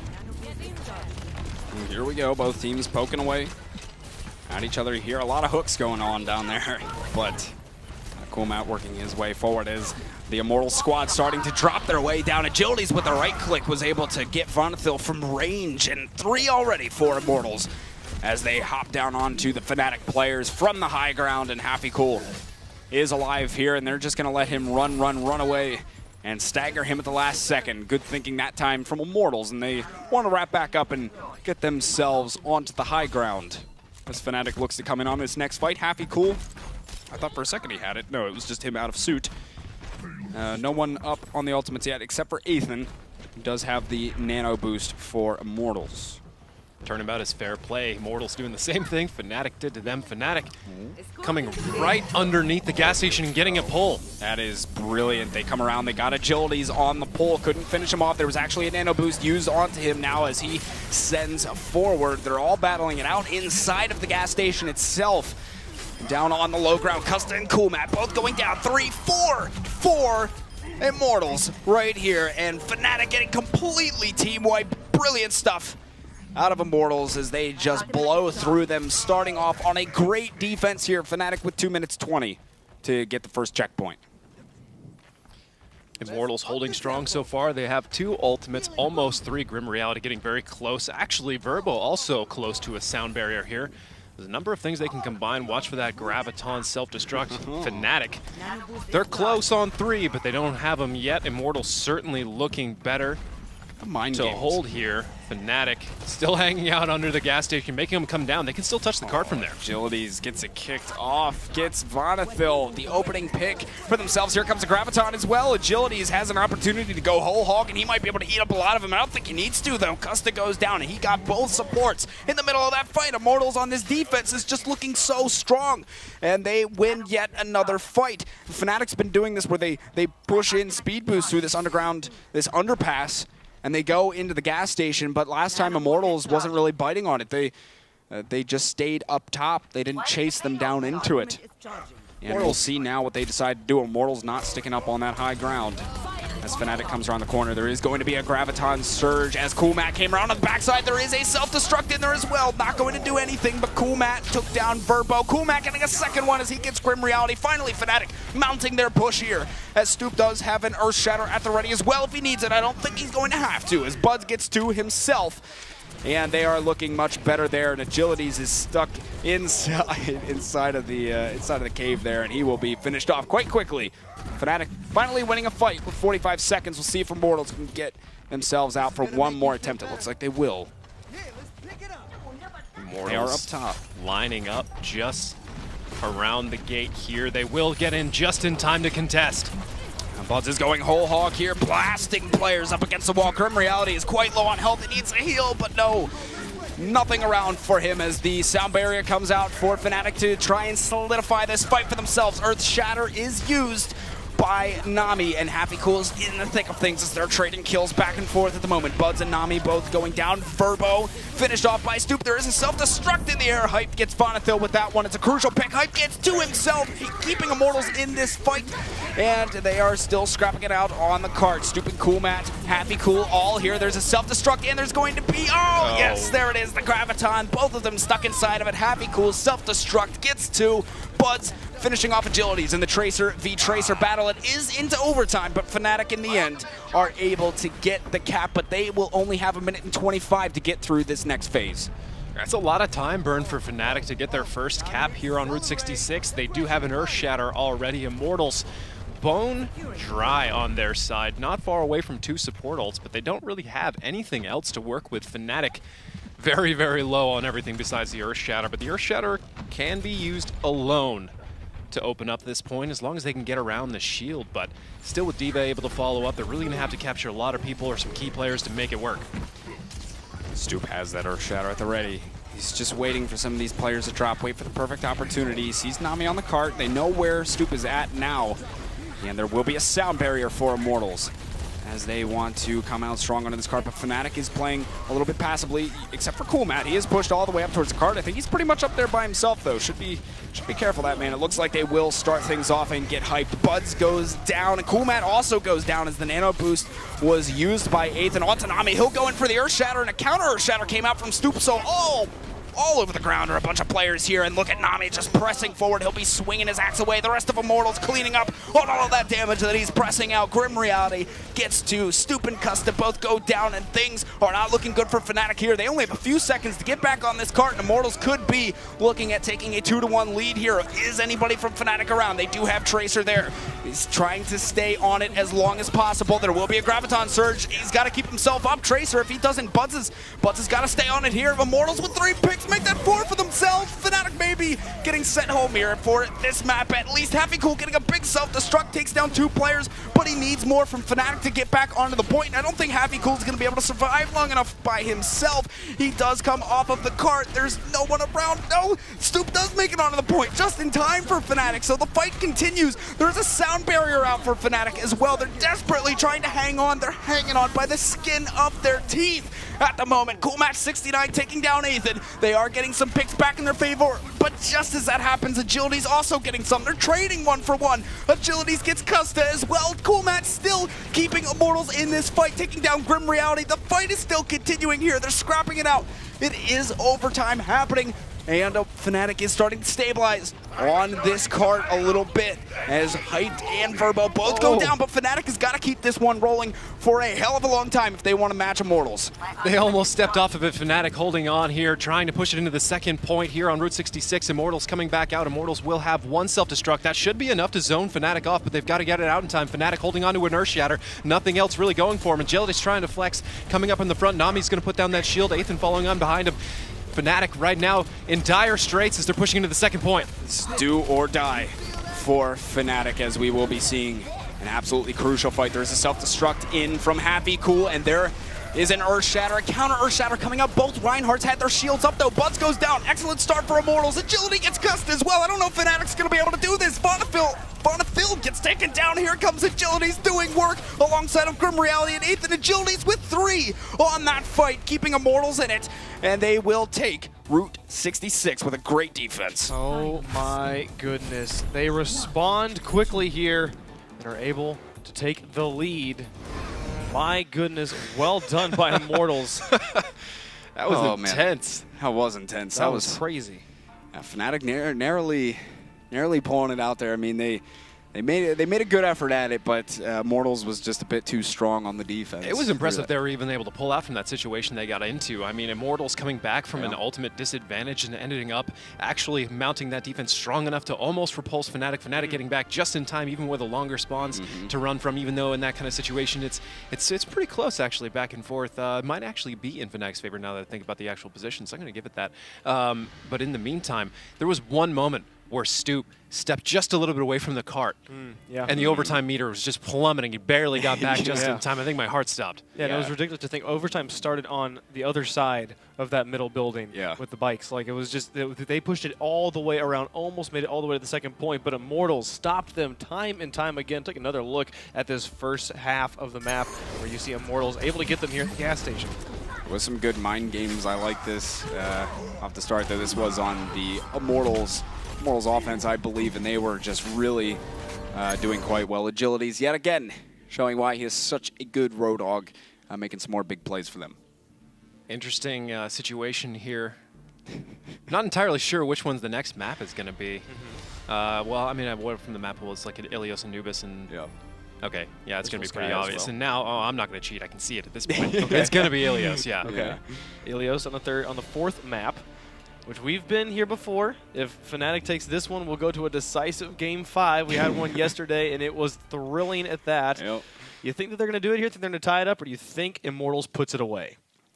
Oh man, I don't know. Fnatic, they did win the other control point map earlier, so it's, I don't know, man. This is a tricky one. I don't know if I have a clear winner on this one. I wouldn't be surprised at all if this goes to 5. I wouldn't be either. But think about that. Think about that. 5 at that point is either Volskaya or Anubis. If I remember the map right. It's gonna be a heck of a tiebreaker map, man. That'll be interesting. Well, Ilios it is. Fnatic trying to send it to a 5th and final map. And Immortals trying to send this one on, trying to get themselves a guaranteed booked spot in the group stage of the Overwatch Winter Premieres. This is the last day of the qualifiers. You either need to make it in by winning this qualifier or you make it in through points. And I'm sure both of these teams would be happy to make it in through winning the qualifier. So it is another control point map out. 2-1 the overall score for Immortals as they just took the win. Wow. Really getting the words mixed up. Just took the win on Route 66. Ever since choking on my spit, I just haven't been the same. It's going to be do or die time for Fnatic. Immortals match point. 2-1. This could be the final map of the final game of our qualifier series. Immortals starting to take it to Fnatic here on the point. Here we go. This will be a crucial first fight, as it always is on King of the Hill. Verbo, the first to fall. He's on the side of Immortals, and Fnatic will have a 6v5 fight in their favor indeed. Coolmac getting pulled in by Agilities. Actually didn't finish off the kill. I thought that was easy pickings for him. Apparently not. I'm not sure how he survived. But Stoop ended up going down to Nami, so somewhere around here, Coolmac is lurking, and look at this. He's actually still just on the point. His Bud's is able to get to himself, and Hyped is trying to shove people around. He actually got Happy-Cool, or Vonethil with it. My goodness. This player's body's flying all over the place. And eventually Fnatic getting wiped off of the point, and Immortals will take it. There's something about describing Coolmat's Zarya play as lurking around the corner that I just find exceedingly amusing right now. Immortals getting very close to 4 ultimates. There it is. Fnatic with none. Getting close to a nano boost, but that is about it. Immortals should be able to hold this point. Here we go, almost a nano boost for Custom, but here comes the Earthshatter into a self-destruct. Agilities is getting to Vonethil and Stoop both down. Buds gets hyped, but Agilities is just doing work here. It's a 1-player advantage for Immortals, but they do take down Hyped right at the end there. Immortals will be sitting on the point in control of it, and they are going to try and stagger Happy-Cool again. The big swing and a miss for Nami on the charge to take Happy-Cool. And in the end, they're able to get it, and here is the Graviton Surge. Agilities gets put to sleep, but he'll get the hook in the end before he can, oh no, he hit the railing with it. He has the, oh no, he had the Biotic Grenade on himself as well, as they're all taking it down in here to the hot tub section of the map. Not often do we see fights down here, but there is going to be so much happening. Oh my goodness, Nami is just slaughtering people inside of the hot tub room.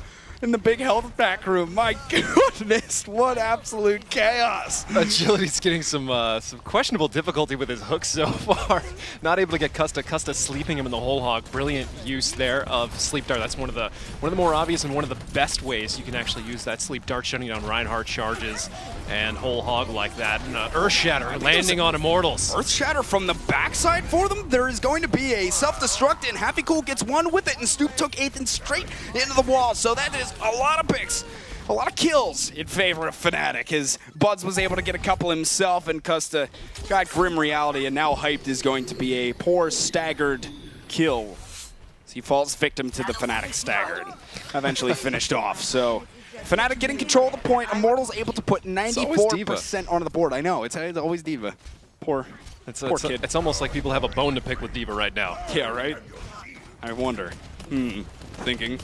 Well, here we go. It's Immortals trying to make their way back in, as there's going to be a pulse bomb landing right onto Nomi's backside, as Buds found the target on that one, and that gives Fnatic the advantage here, as there was a nano boost. I heard something like that, maybe on the side of Fnatic, and they will... Actually, Agility's got Buds, so maybe a quick push opportunity for Immortals. Let's come straight back in here. The hook came in from Agilities. There's going to be a self-destruct right on top of the point from Hyped. Not finding anything with that one, though, as he flying through, getting a bigger shatter. Well, got a couple inside of that one. Agility's falling, Custom falling as well, so they trade up. It is a 5v5 fight here on the fight.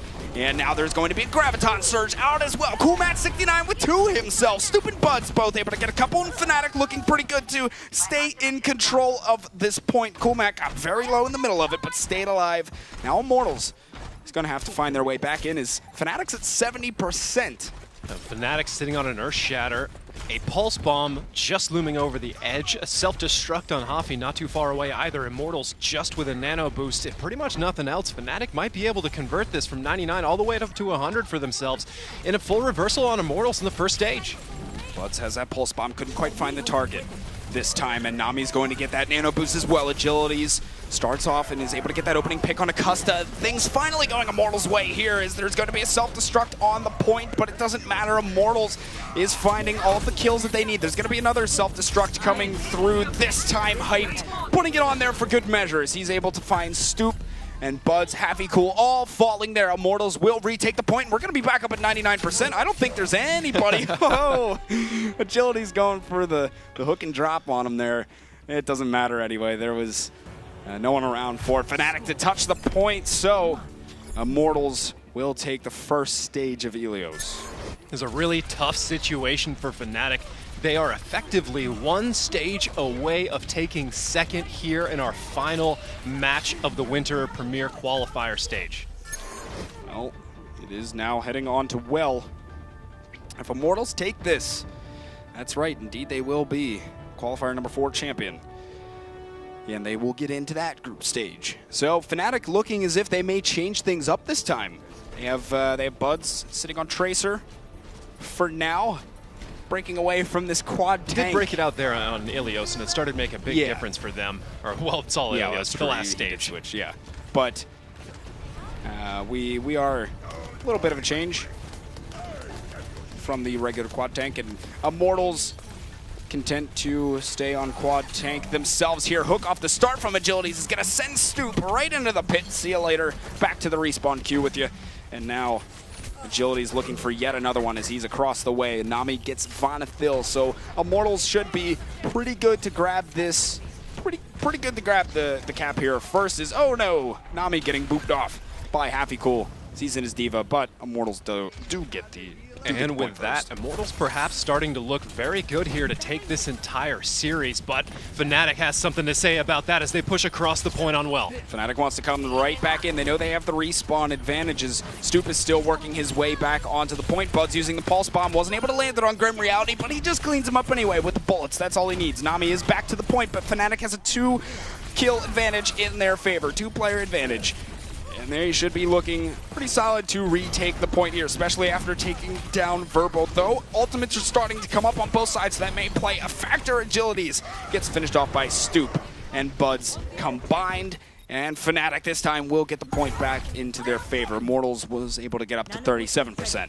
Immortals, however, holding on to 3, almost 4 ultimates. Fnatic with 2, actually almost close to 5 on their side. If Immortals can get theirs out quicker in the right order, they will be able to take this point back, causing a situation where Fnatic can retake. There's a big hook in. Coolmac gets melted by Agilities. There are self-destructs up in the air as well as a whole hog from Agilities and the nano boost on top of him. And they're just trying to work back onto the point. Immortals, they do have 2 kills in their favor. Nami went down, and here they go. Immortals finding exactly what they needed. Grim Reality is doing some work himself on the Zarya. And Vonethil going down right at the end. And Immortals will keep the lead here. Fnatic is going to have to make something happen. They're going to have to work the bomb combo with a Graviton and a Pulse in order to make it work. They do have a sound barrier to defend themselves a little bit from the self-destruct. Hard to say that's the exact counter you want to be using there, but a self-destruct for Immortals not too far away from their own sound barrier and a Graviton. Immortals holding on to the point right now. They're at 60%. Fnatic starting to push back on. They're going to want to make a push sometime soon and get this back, otherwise it's going to be very, very close. Hype does that self-destruct. Verbo will have a sound barrier. Grim Reality with the Graviton Surge as well, but the Pulse Bomb that landed on Nami, Coolmac was able to finish him off. Here we go. Gravitons on both sides. There's self-destruct as well. Oh, Coolmac gets sent down into the pit as he was hooked in by Agilities, and Grim Reality got taken out as well. So they traded 1 for 1 thus far, and Agilities will send one out of his suit there. That was Happy Cool, and he's standing over there. The hook back in. See you later, Happy Cool. And there will be a nano boost for Ethan onto Nami of Immortals, and he'll just be swinging away at some guys. Verbo got put to sleep, and the biotic grenade on himself. He's got to be careful. He's in dire straits, but he is meeting back up with his team. And Fnatic is having trouble getting back on the card here. It is 99%, so Fnatic's got to make something happen here. They got to get some players back onto the point, or it is all over, and Immortals will be taking this qualifier. Happy Cool, Coolmac 69, both able to get some. Nami comes back with 2 himself, though. Coolmac, look at this. Nami gonna get another one. That's 3 for him, going huge. I don't know if anybody from Fnatic is gonna make it back. They got to get in there. Desperately trying his Stoop. There's going to be a self-destruct on the point. The shield was up. No, actually, Nami finishing off Stoop, and there it is. Immortals finishing the map and the series.